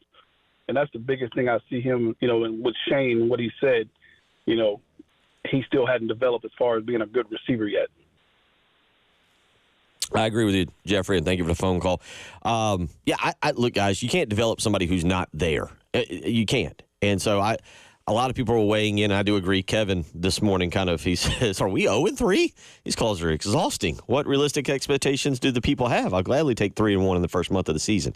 We still got to keep fighting Zips. We're wearing out the Zips. If you remember, they came back from 17 points down against Colgate, and they were only losing 7-3 against Ohio State. After matter of fact, 17-3. I'm sorry. Wait. No. They were winning. They were beating Ohio State. 3-0. No, you didn't need to say that. Well, they were beating until the 3-minute mark, too. They held a lead for 12 minutes in that game. There you go. Scared Ohio State. Mm-hmm. Scared Ohio State. Let me get one more text on this because then we're going to goof off for a second because you guys are getting way too serious this morning. And John Strickland is supposed to join us this morning. We assume he's going to show up this time. Joey from Sumter says if you can't catch, just admit it and put him at defensive end and let's go. He doesn't want to play defensive end. Yeah. Keep him on the roster. Let him be a part. Who knows what he does? Maybe he develops. Maybe he turns into Xavier Legette. No. He's not. Wait a minute. You can't tell me no when the Akron Ohio State conversation. Oh, there's a chance. Like, don't write him off just. But I mean, the bottom line is like he's going to have to dedicate himself to football if he wants to do that. And who knows? Preston, as we were going to break, Preston said something about him being on special teams. And I said, honestly, because of his speed and his size, maybe that is his best position. A gunner or whatever the title is on special team. Yeah, that's cool. Not a great thing. That's cool, but that's not why we brought him here, and that's not why he came here, and that's not what the hype is around. That's great, and I appreciate that. But that's not going to be good enough. I mean, you can't. That is who he is. He is who he is. He shouldn't have been a 5-star. He shouldn't have been a 5-star football player. He shouldn't have been. Bottom line, 803-404-6100. Maybe he can go to Marshall. He could. I know this offer doesn't stand to South Carolina players, but maybe he could go to Marshall. Let's listen to number 33 here, Jen. This is Marshall head coach Charles Huff. Now, this is one heck of a recruiting pitch to Ohio State football players. I want you to listen. This is the Marshall head football coach Charles Huff offering all-you-can-eat biscuits to Ohio State players if they transfer. Pretty sure this is illegal. Here it is. I feel good about the track we're on. Trust me, I know where we are, but I feel good about the track we're on. And I feel good about the players we have. Would love to have some of those guys from Ohio State, too. So if they want to transfer on down, we've got a Tudor's Biscuit NIL, all you can eat. So if any of those guys that run really, really fast at Ohio State like Tudor's Biscuits, I promise you, all you can eat all day. If you transfer here. So, but yeah.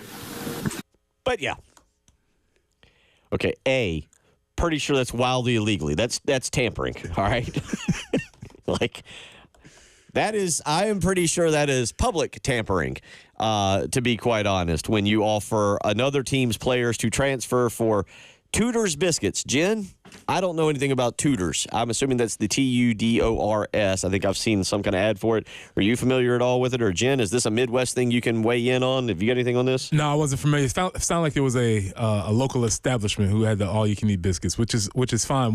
It just got me to thinking, okay, if this is the path we're going down, and we're working on our transfer portal in Columbia, where are we going to offer our transfer portal? If he offered Tudor's Biscuits, what would we offer as Columbianites? What would we offer in our NIL package for this purpose? They offer Tudor's Biscuits.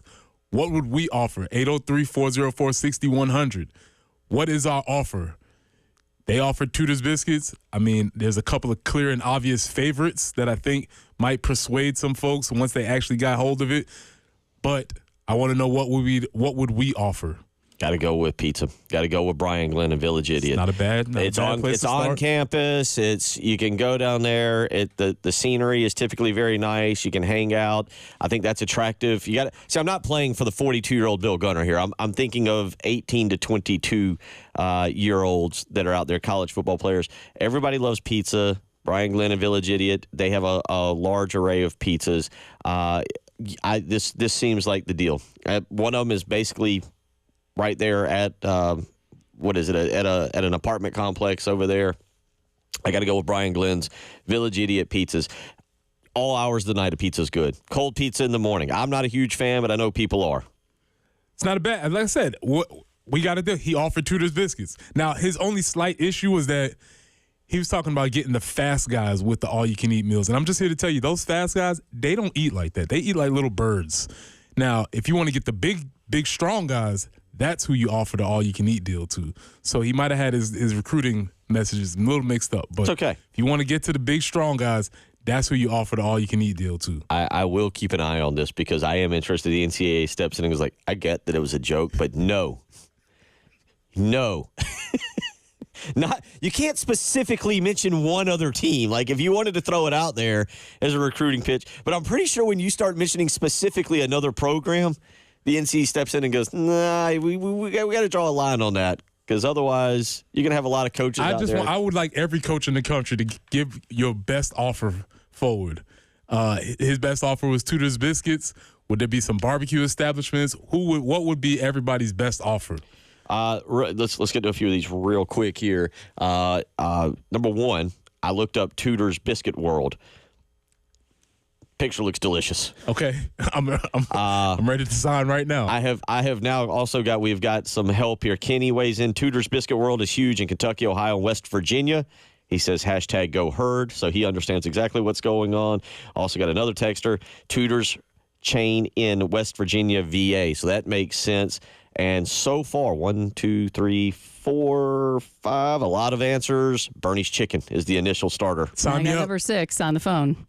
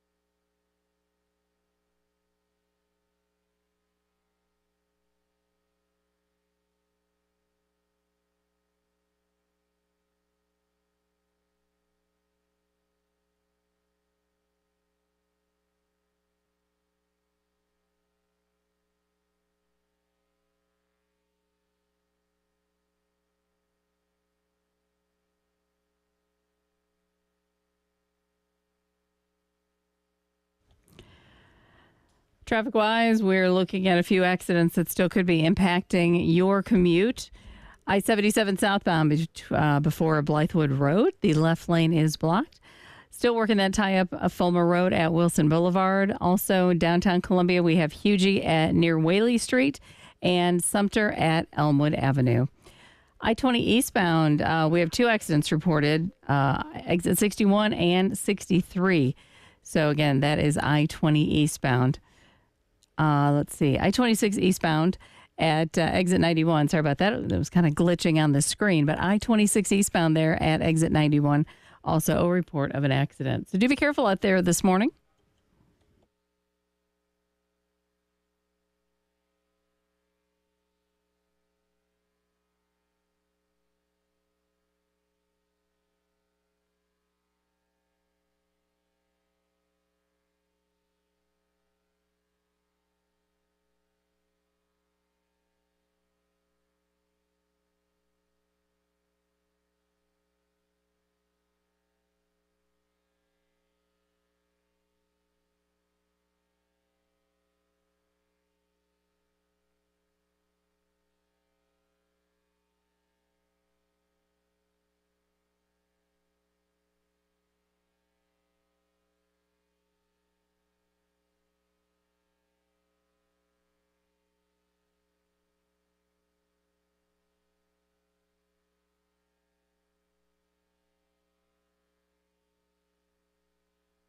Yeah, very little.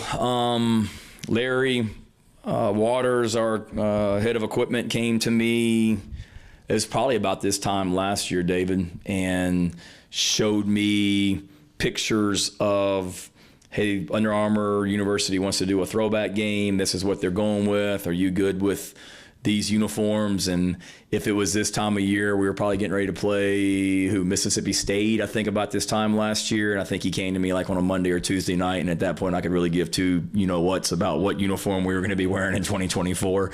So I think I looked at it and I said, that's cool. Let's roll. And then I didn't really think about it again until he showed me the helmet back in July, I believe. Here's what the helmet's going to look like, and here's the uniform, and here's the pants. And then I think we put something on social media back in August. Luke walked in our team meeting room and showed the team what it looked like. So to answer your question, I didn't have a lot of input other than just looking at it and saying that looks great. But our players are excited, and it's great to be able to honor that era of Gamecock football with that uniform, which will be pretty cool.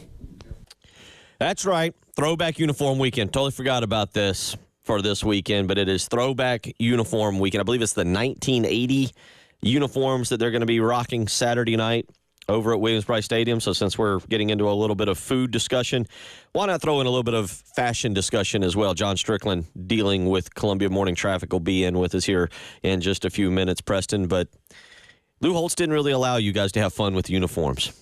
You didn't even get to have names on the back of your jerseys. You could have amended it that he didn't allow us to have fun. Period.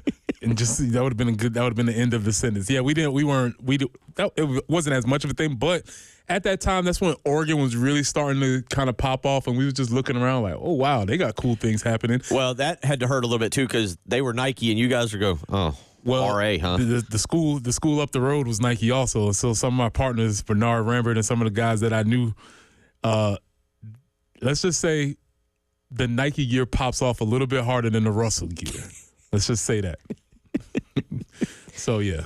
So it'll be a throwback weekend there for the Gamecocks against Akron on Saturday night. You can see the white helmets have the stars on them. And Preston, I think you said it earlier, maybe it was yesterday, we were talking about garnet and just finding the right garnet for South Carolina. Y'all had a shiny red, I believe. Yeah, and there's an official one, but we can't seem to find that one. So we go somewhere between burgundy to maroon to red, and we can't quite find the right one. But you sort of know it when you see it. But ours was a little bit too shiny, though. Yeah, y'all. That was a shiny color that broke out that day. The black jerseys worn there in 2000 to beat New Mexico, and then the red ones, for lack of a better term. But you get the nice throwback uniform Saturday night. That's when you know it's a big game, Preston Thorne. When you break it out, that should tell us all we need to know right there. We're also talking about which Columbia restaurant should we offer for players in the transfer portal. What do you got? Well, I know we had some folks coming in, but maybe somebody's just joining in, so they might be like, what are we talking about? Let's give them the framing of this. Jen, can we get clip 33 again with the Marshall head coach explaining his offer to Ohio State as he was getting ready to play this year? I feel good about the track we're on. Trust me, I know where we are, but I feel good about the track we're on. And I feel good about the players we have. Would love to have some of those guys from Ohio State, too. So if they want to transfer on down, we've got a Tudor's Biscuit NIL, all you can eat. So if any of those guys that run really, really fast at Ohio State like Tudor's Biscuits, I promise you, all you can eat all day if you transfer here. So, but yeah. Number one, I've started looking at the menu for Tudor's. Tudor's, if you have a Tudor's breakfast, you're done for the day. You're not going back to work. You're getting nothing accomplished if you go to Tudor's. And let's ask, Gamecock Bobby wants to weigh on his experience with Tudor's Biscuits. Bobby, what do you got this morning? Well, good morning, guys. Yeah, I'm in central Kentucky, but I travel west on 64 through Charleston, West Virginia occasionally. And when I go through, I got to get me some Tudor biscuits. They're mighty good, but I know I was in Carolina 40-something years ago, and I've been in Kentucky ever since, but I know what Carolina cooking's like. My mama made some of the best biscuits there ever was. She's gone on to be with Ford, but I long for her biscuits. But I've not been there, but I keep hearing people talk about it from Columbia area, and it just happens to be my last name. Halls is the one I would recommend. I hear it's awesome. I actually heard one of the Gamecock players mention that is where he goes for his specialty on some radio show in the last week or so. So I'm saying go get Halls, and if you get up in Charleston, West Virginia, try Tudors. But all right, yeah, I've been looking at the menu this morning, and the pancake platter, which not biscuits, but 2 buttermilk pancakes, 2 eggs, and your choice of sausage or bacon. Yeah, you're going back to bed after that. That's putting an end to your day. Come on. So thank you for the phone call, Bobby. Thank you. 803-404-6100. How you can weigh in if you want to do so this morning. Speaking of Marshall, that was the Marshall head coach. Again, I'm pretty sure breaking some NIL rule there or some NCAA rule by mentioning Ohio State specifically. South Carolina and Marshall will hook up on the soccer pitch Friday night over at the Graveyard. Marshall, number 6 in the country. Matt weighs in, says, sounds like we need a sign that says Coach Annan only eats Hardee's biscuits. Tudors sucks. Don't forget to round up. How about that? That's a way to get them flamed up. There you go. So do that. So right now, I'll tell you what. Let's give you a pair of tickets to South Carolina and Marshall. We'll take caller number 3. Caller number 3, a pair of tickets Saturday night at the Graveyard. Gamecocks and Marshall. Again, Marshall number 6 in the country. South Carolina has not lost a match on the season, so they're rolling along. So we'll take caller number 3 right now for a pair of soccer tickets for Friday night. 803-404-6100. You can win yourself a pair of soccer tickets for Saturday night. Friday night, not Saturday night. Friday night against Marshall. Welcome in, Big John. What's going on? Oh, we've gone down the path of fashion and food.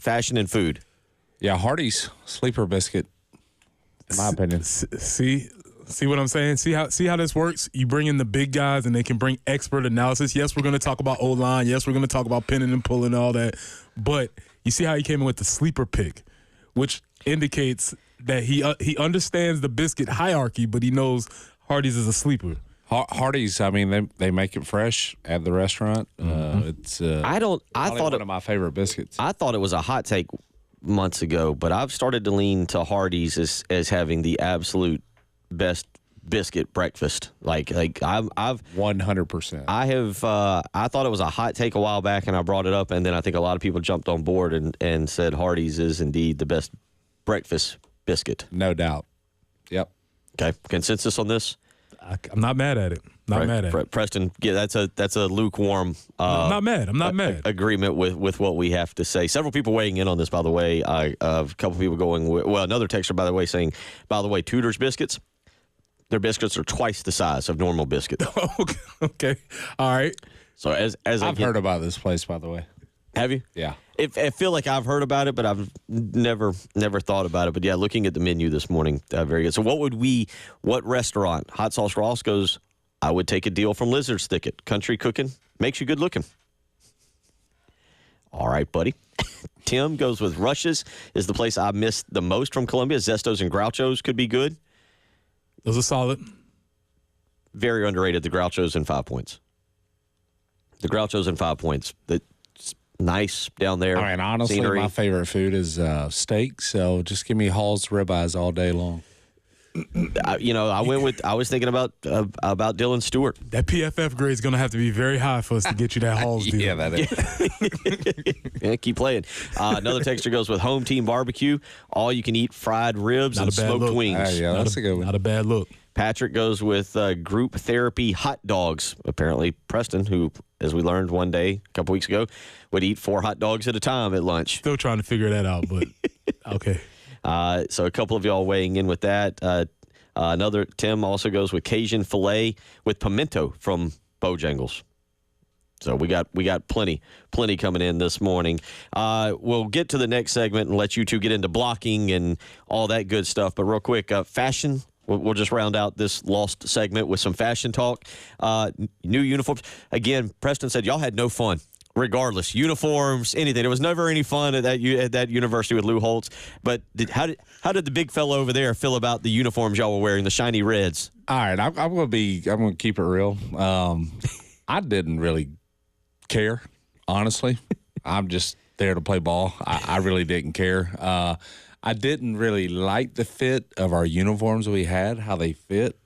So that the sleeves were too big. I mean, they were just, yeah. The Russell athletic Everybody fit was can't not see Preston, but he's just talking about, it's loose. And, yeah, I agree. Didn't like all that, but honestly, I really didn't care what name brand was on what. Didn't really matter to me, honestly. Also, I would like to add that while interior linemen are experts on food, fashion, probably not our deal. not uniforms. Yes, that was a very good way of summing up what you. I was just here to play ball. Yeah. I mean, I'm not trying to go. I wasn't trying to go out there and look pretty or whatever. I'm just trying to go out there and kick somebody's butt. You got to ask the skill guys. Yeah, I was going to say, you got to ask the wide receivers who've got arm sleeves, leg sleeves, bands, headbands. Okay. Well, yeah, so it'll be a throwback weekend there. I believe it's the 1980 uniform that they're wearing. 803-404-6100. We'll come back. We'll get into a little bit of discussion on the actual talking. We'll let the people who have, on the blocking, we'll let the people who have actually done it before break it down for you. Look at the offense and the defensive line for South Carolina. You're listening to the early game.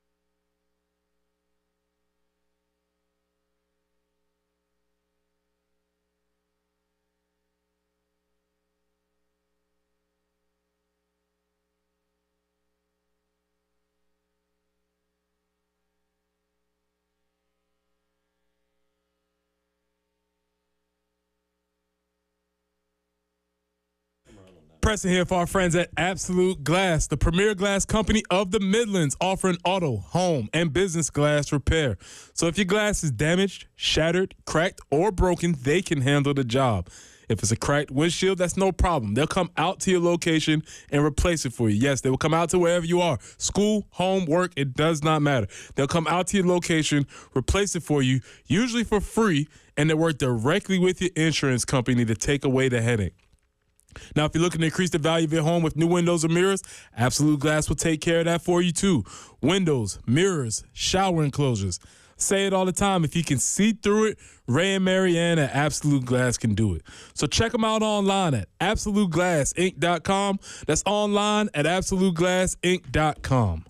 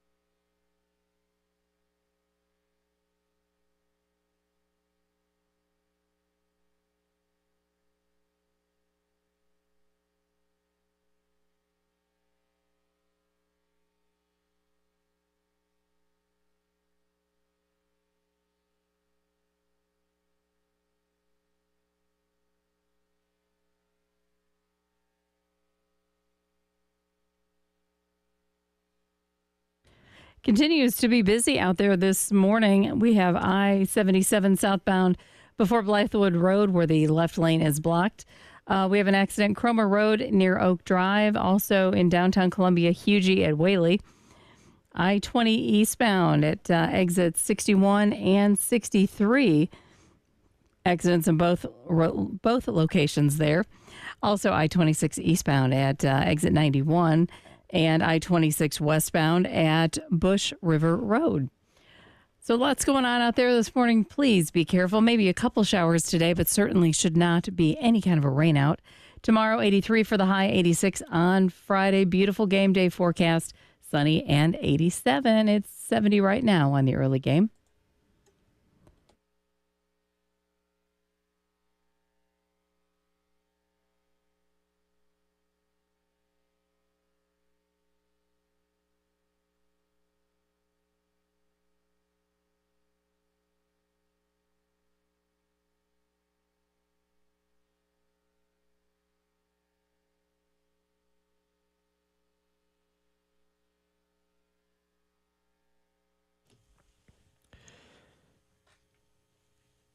$8.18 as we roll along. Want to remind you about Sips and Sounds, unlimited sampling of over 40 brands of local and national craft beers, wines, seltzers, and spirits. Also a live performance by Ken and Drew of Sister Hazel and Dazer and the Donovan twins. It'll be Saturday, September 28th. Get your unlimited tasting wristbands now at sipsandsoundscola.com. 803-404-6100. If you want to text, and a couple of y'all now, keep sending in. We'll get back to these biscuits. Of course, now everybody's just sitting in there on biscuits. Text weighs in with Rambo's Fat Cat biscuits. Y'all get the show. Yeah. That's my people. Now you're going to have Preston and I doing a whole bunch of research here. Another guy texted in, trust this fat guy, Hardy's biscuits. He gives 2 thumbs up and then says, Tudor sounds like something. Never mind, I can't keep reading that. I should have read prior to rolling. Anyway. Y'all get Rewind. The show. Y'all get it.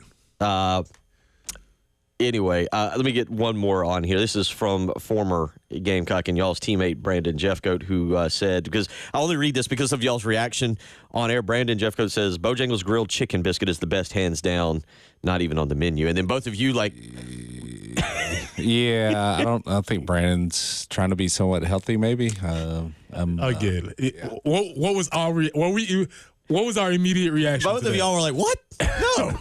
What are we doing? What's wrong with him? We go with biscuits. We're not going with grilled. What are we doing? If I made a biscuit, I want some fried chicken. Come on, let's do it. Yeah. If we're going to do it. If we're doing grilled, I understand that, but nah, not on a biscuit. Have to maybe get Brandon down here. We used to have his brother Brian. Brian was on for covering baseball all the time, and have to get Brandon down here, not maybe in the near future. Okay, off air. So we're going to start with this. Off air, John was talking a lot about Saturday's game, in particular some of the penalties and the play of the defense. So kind of your thoughts. Let's start with the defense and then how you saw that game playing out this past Saturday against LSU. Yeah, I mean, I thought the defense played very well. The first half, I think they got a little worn down the second half just because our offense got stagnant the second half. Sellers getting hurt. I think if Sellers doesn't get hurt, we win that game probably by double digits. That's just my opinion. But obviously, if, ands, and what, So things happen in football. This is it's just how the game goes. But yeah, that last penalty on that interception. I've talked to a couple of guys. Actually, I talked to one official that I know, and he even said to me that was a bad call. That's nothing illegal there. Ball changes possession. Everybody on offense turns into a defender. You can blindside block. This is verbatim.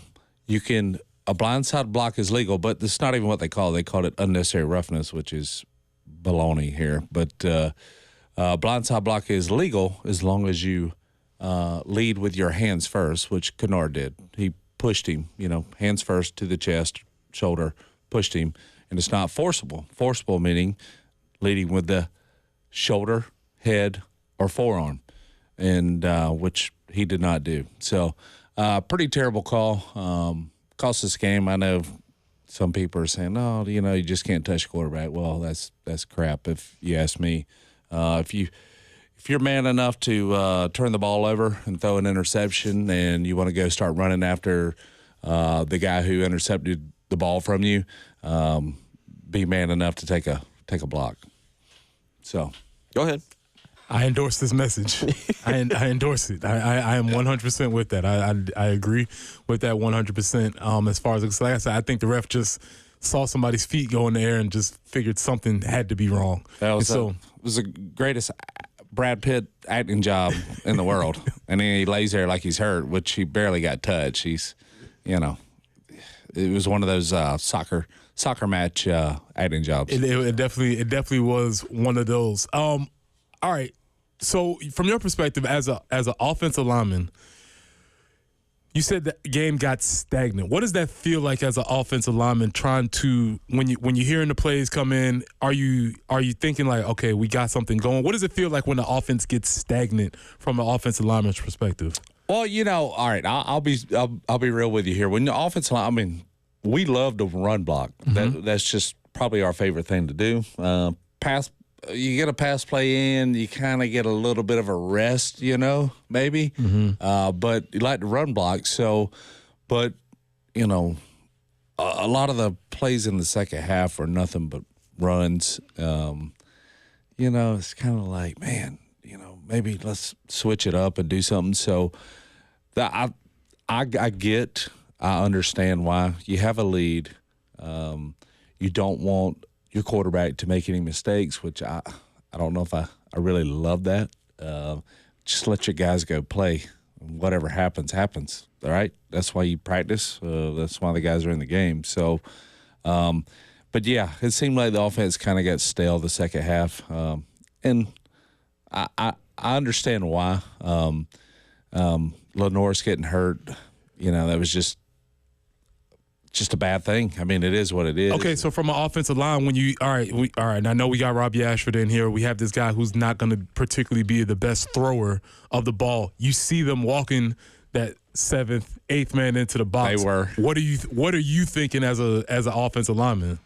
I'm thinking, all right, my perspective is, all right, we need to do some kind of play action, RPO, something to throw this defense off to make them not be able to walk a guy down and just be like, all right, yeah, I know they're running at every play, so we're just going to stack the box, which one of it worked out. Rocket ran that 60-something yard run, and that was just great vision by Rocket because LSU had 8 guys right there in the box, and they cheated in just a little bit. Josiah Thompson got a piece of that outside linebacker, and Rocket saw it. He just saw it. All right, the outside's open, and he made the cutback on it and ran for that touchdown.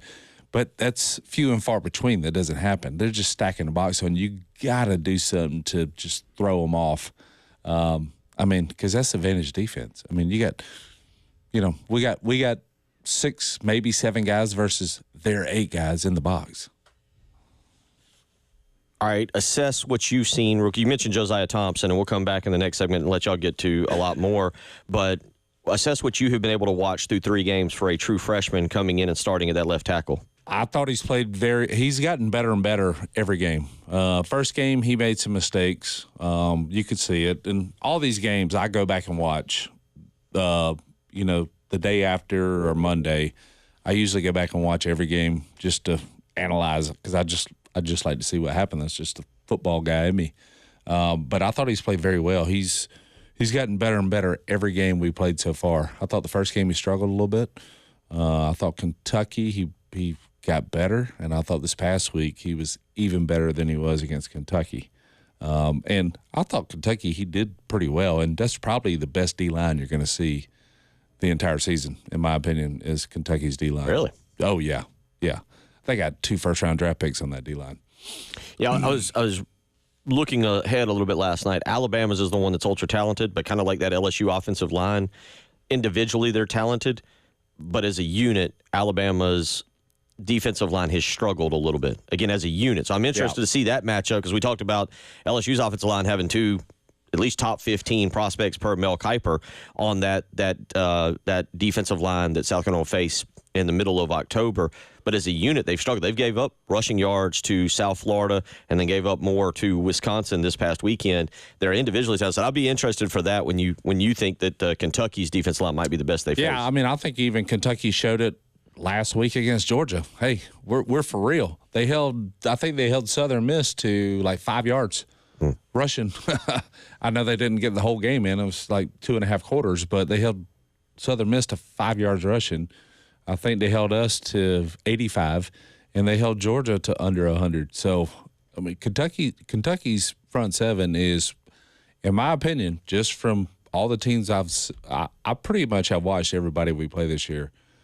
Kentucky's front seven are better than anybody else that we play the rest of the season. Okay, we'll come back. We'll let you assess the overall offensive line play, and you and Preston can get football handsy. I'll start doing all that stuff that you guys do while vice versa. Let y'all talk about the scheme, what you've seen from this running scheme, and if it's different than something you've seen from last year. Let you kind of weigh in on that. 803-404-6100. You're listening to Preston Thorne, Bill Gunner, Jen Jensen, joined in studio by John Strickland. It is the early game.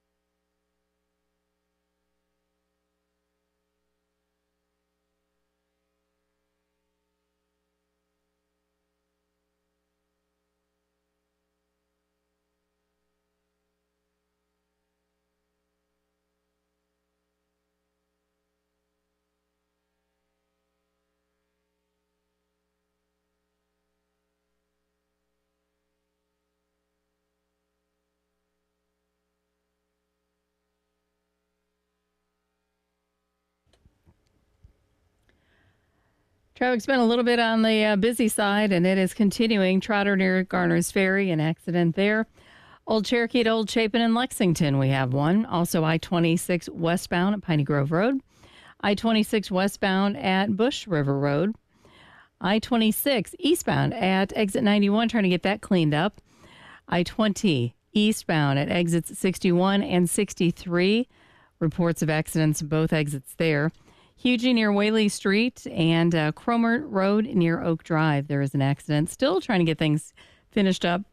I-77 southbound before Blythewood Road. That's exit 27. Left lane is blocked. Maybe a couple showers today. Looking for a high of about 83. Clears out tomorrow.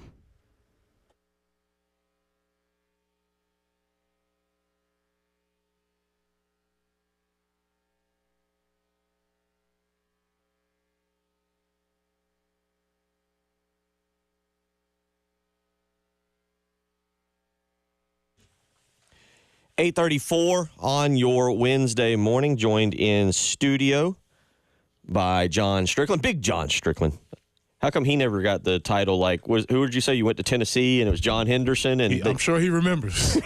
Yeah, John Henderson. You ain't gotta ask me. Ask him. I mean, listen, I'm a big dude. That was a big dude. Yeah, there's big and then there's big. Yeah, okay. That was big. That's why. Let me remind you about the Lawyer Lisa Special Teams Contest. It is back. If South Carolina scores a special teams touchdown this coming weekend, someone will pocket $400. Register today, 1075thegame.com. Again, it's the Lawyer Lisa Special Teams Contest, and it is back. Right now, the pot is at $400. If nobody scores, if South Carolina does not score a special teams touchdown this weekend, the pot will go to $500 for Ole Miss. But no matter where you're at this morning, and whether you're in Florence, Myrtle Beach, somewhere else, and you're listening, go to our website, 1075thegame.com, and get registered. I'm just going to turn it over to you two.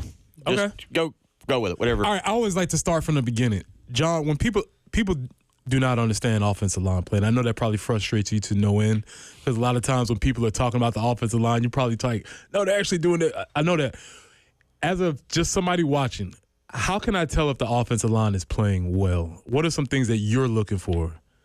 I do watch a lot of offensive line play, and especially when I rewatch games, I watch it even more. But when you watch the offensive line, you want to see them. You want to see them firing off the ball. One, that's the first thing, and then getting on a block and staying on a block. So that's the one thing to really watch for the offensive line. But there's a little kicker in there. Are they blocking the right guy? Because missed assignments happen. It happened in the first game. I mean, I wasn't worried about it. Missed assignments happen a lot, especially when you get out there. First game, it's the first time those five guys have all played in a game together. So things like that happen. We've actually cleaned those up here the last two games. But, yeah, you want to see guys firing off the ball, especially on a run play, and staying on their blocks, which – all in all, I think they did pretty darn good. Pretty darn good Saturday. I thought they played pretty well the entire season so far. I know everybody was kind of frustrated the first game, but a lot of those run plays that didn't go very far were some of our tight ends and wide receivers not getting on their blocks. I mean, you can go back and watch it on film. The wide receiver that's in the slot goes and blocks his guy and makes the block. The play probably rocket burst through for 30, 40, touchdown. Who knows? But gets stopped for 3-yard game because the wide receiver didn't get to his guy. So everybody has to remember, it's not just the offensive linemen that have to block during a run play. Everybody has to block, right? Okay? So it's a team effort. But other than that, I mean, that's what you want to see. You just want to see guys firing off the ball, being bad guys. There's other words I would use, but we're on the radio. But did you see the twinkle in his eye when he was saying that? Yeah, he's ready to go block one of you. Thankfully, you're closer, but you're on a rolling chair that would come into me. You saw the twinkle in his eye. But yeah, I mean, just you want not nice guys on your offensive line that are just going to terrorize defenders. And for the most part, I think they've done a pretty good job this year. Well, you mentioned it off air, but we were talking about Torricelli Simpkins. And the play that I brought up was the Kentucky play where he pulled and came around. I think it was a linebacker was kind of waiting out there for Rocket Sanders, and Simpkins just ran over him, just smashed him in that particular game. Yeah, Torricelli, man, I'd already heard. I mean, our former teammate was the coach of him at North Carolina Central, so we had already kind of heard what this guy was bringing to the table. And in my opinion, he's lived up to the billing. I think both of our transfer guards, old guys, played a lot of snaps. I think they're playing very well. I think Torricelli's got a chance to get his name drafted off the board if he keeps playing the way he's playing. He number 0, and I can't remember his name. I know he's going to be a top 5 pick in the draft. Is it Dion? It's either Deontay or Dion Walker for Kentucky. Yeah, Walker. That's it. All right. So Walker's going to probably be a top 5 pick, maybe top 10. I thought Torricelli played great against him when they were going at each other one-on-one, the Kentucky game. And that says a lot because that dude is for real. He's a for real player. What have you seen? Have you seen anything different schematically or adjustments that maybe Sean Elliott could have brought in that you had not seen from last year's group? No, I hadn't seen much of a difference. I just think we have better players this year, better guys on the O-line, better running back with a running quarterback. No offense to Spencer, because he's, in my opinion, Spencer's probably the best passing quarterback that's ever come through this university. But you have a guy like Lenoris now who just brings so much. So I know Sean's probably got his hands on what's going on, but I don't see a ton. But we're running the ball more this year than we did last year. I mean, come on. I mean, last year we couldn't run the ball. We were just chucking it around the yard. We said it yesterday, 70-30 play call ratio run to pass right now. Yeah. So we're trying to run the ball. It's getting really fired. I do. Y'all know I like running the ball. If you can run the ball consistently in a game, you're usually going to win the game. Right. I mean, what did we run against LSU? 280 yards? 280-something? Was it? 243. 243? I knew it was somewhere up there. That's a lot. All right. And now, real quick, 243 was the number, but you had 141 on 2 carries. That's fine. Okay. But you know what? That just means the blocking was there. Right. So that doesn't matter. I understand what you're saying with that. I'm getting your opinion on it. All right, I get it. But then you add 100 other yards, 100 yards, right? Right. Last year we averaged 85 yards rushing a game. We just added another 100 plus the 2 long runs that were 135 yards. Yeah. So I thought it was a good day overall by the offensive line. You hate to see those sacks. I think a couple times the quarterbacks held the ball a little too long. Probably should have let it go, either just take off. There was a couple times where the seas parted during the pass block where you just could have you could have got positive yards, which they did do that some. But there's a couple of sacks, I think, that were kind of on the O-line, kind of on the quarterback holding the ball too long. Speaking of something that Preston and I have talked about, Matt asks a question. It says, can you ask about picking up twists and related blitzes? Seems like the O-line does stay on their initial blocks, but have an issue picking up the twist and delays. Yeah, John is great to talk about this because you played center, and a lot of that is pre-snap. Can you explain that process? Yeah, so basically on a twist, so you're going to have one guy slanting in hard, and he's going to try and take you with him, all right? So as a blocker, there's those hands. Make sure you go to it'd be better if we're on time. Telestrator. Yeah. So you're going to have let's just say a defensive tackle and a defensive end coming around. When you see a twist coming, you as an offensive lineman, you got to just slam the whichever one is the initial slant and the twist. You have to slam that guy, and you can see it. I mean, you kind of got to have a peripheral vision. I'm sitting here getting away from the mic. Oh, I know. You're doing great because Preston's talking. I mean, by the way, reminder, go to our live stream. You can see right now John doing his stuff at the Game TV radio. You can watch him getting all fired up. All right. Say I'm at left guard, right? Say I'm at left guard. I got a 3 technique on me. Or maybe he's playing head up 2, maybe a little shade inside in the 1 gap. He comes slamming down. He's going to slam down to the outside gap because that's his gap. He's got to get out there. Then you got the DN coming around to fill his gap of where he just left. Well, you as offensive guard, once you see that, you got to have that peripheral vision to see that happening. And you can tell when it's happening, too. It's kind of a giveaway, but you got to be man enough to hold the guy. not actually hold him, but, hold him right there and not get driven back into the line of scrimmage. And then you and the tackle right there, you have to communicate. Typically, you want to hear something out of each other. Did y'all have a word or something? Just switch. That's it. That was it. That was it when we played. It was just switch. And then you as the, if you're the left guard, that's the slanter, you got to muscle up and push with all your might. And then that tackle has to bang down. As soon as he sees that defensive end starting to loop over, that offensive tackle, boom, right then you got to bang down because you know what's coming. And that's really the best way to pick it up. I mean, if we were on live TV, me and Preston could do this thing, and I'll show you. But, yeah. Go to the game TV radio. There has never been a better advertisement for our live stream on YouTube. Yes, where you can see Big John over here just moving people around. But, it's interesting with this offensive line. We'll come back. We'll wrap things up here, and we're going to have to give you more time, maybe bring you in 2 hours next time instead of 1 hour. Not enough time to get into all of this, but we'll do that. Man, again, go check out our live stream if you haven't. You can see John Strickland breaking everything down. The Game TV radio, powered by Integrated Media, sponsored by Shepherd's Glass. You're listening to the Early Game.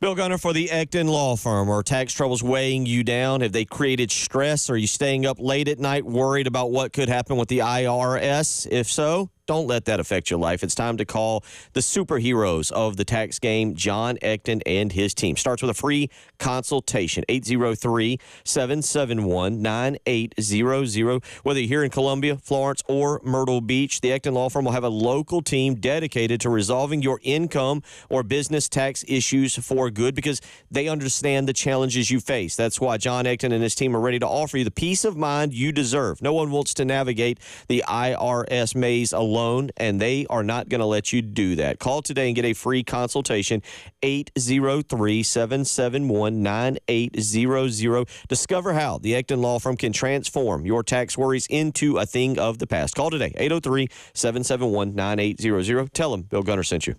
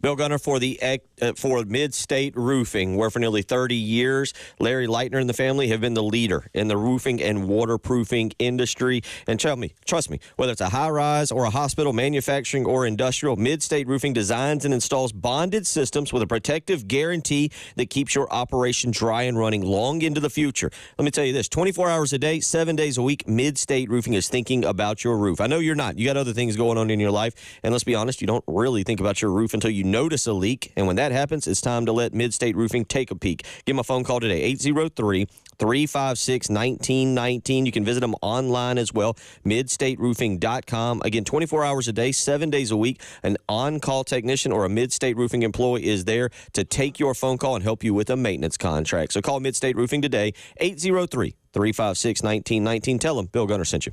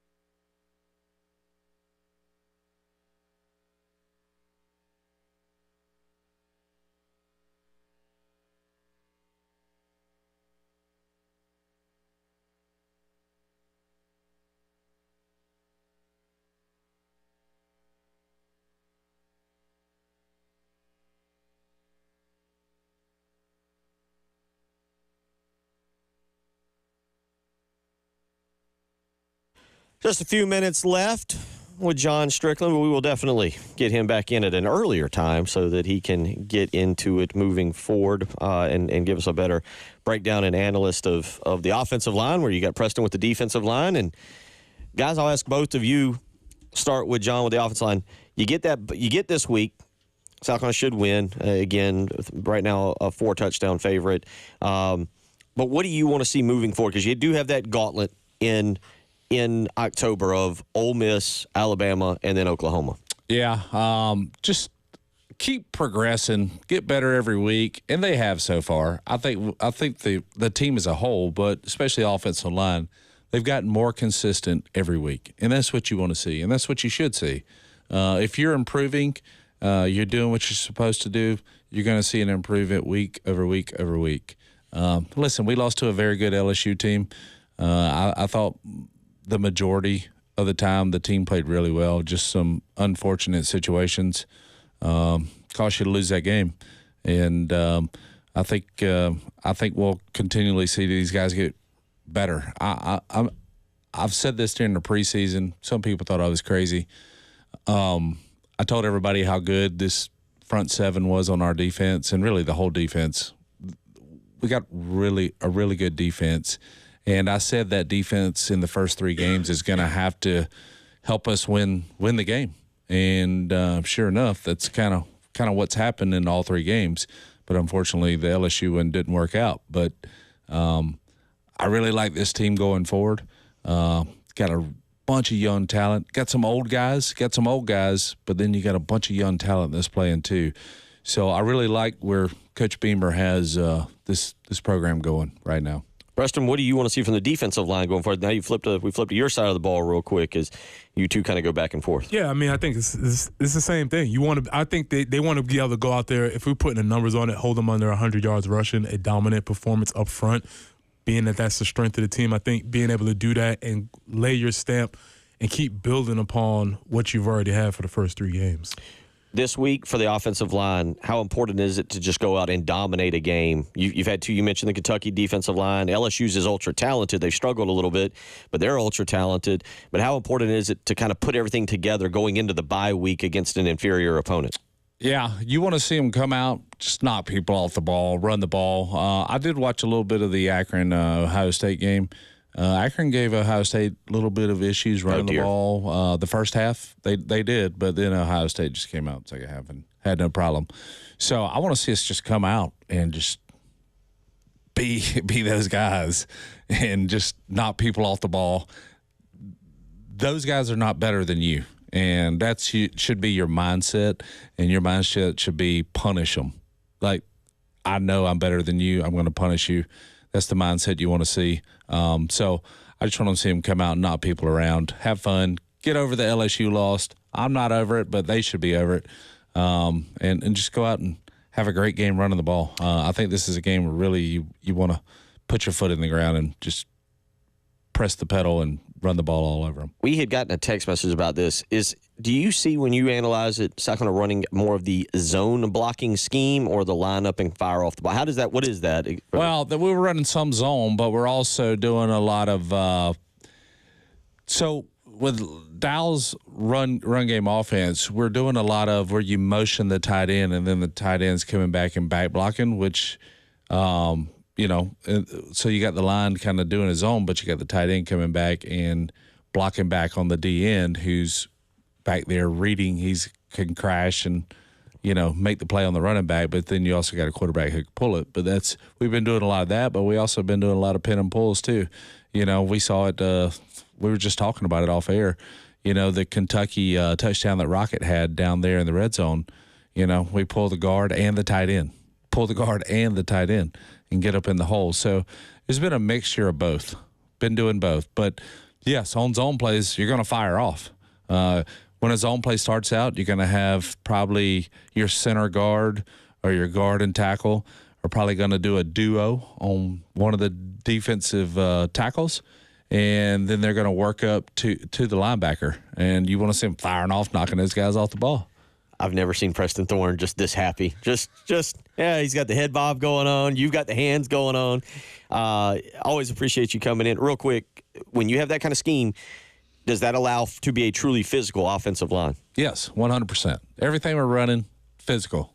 No doubt. Well, we'll get you back in and talk more about that. And then when we have more time, someone like Craig wanted to know more about your bourbon collection, which I know you and I have talked about off air. Quite strong. Yeah, about 250 bottles, maybe 300. I don't know, somewhere there. I don't know. He's just a bunch of bottles. So, all right. John, we always appreciate it, man. Anytime, man. Every time. Enjoyed it. Sorry I got confused last. I don't know why, but when I woke up Wednesday, I did not think about being here. I thought it was the next day. So we'll do it again maybe next week. You've been listening to the early game. Y'all have a great day. Appreciate you, Bubba.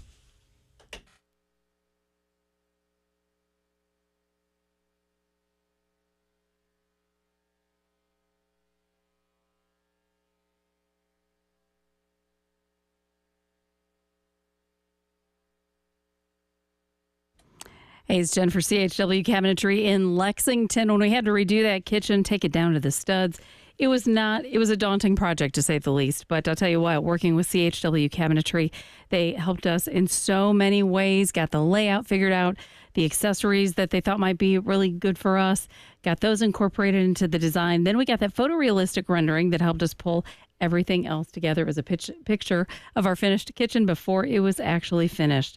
But they have a lot of options for you if you're wanting to make some changes in maybe a bedroom closet. You can replace those wire hanging racks, get some drawers in there. Maybe you want some drawers in your pantry. Maybe you need to replace a bathroom cabinet like we did recently.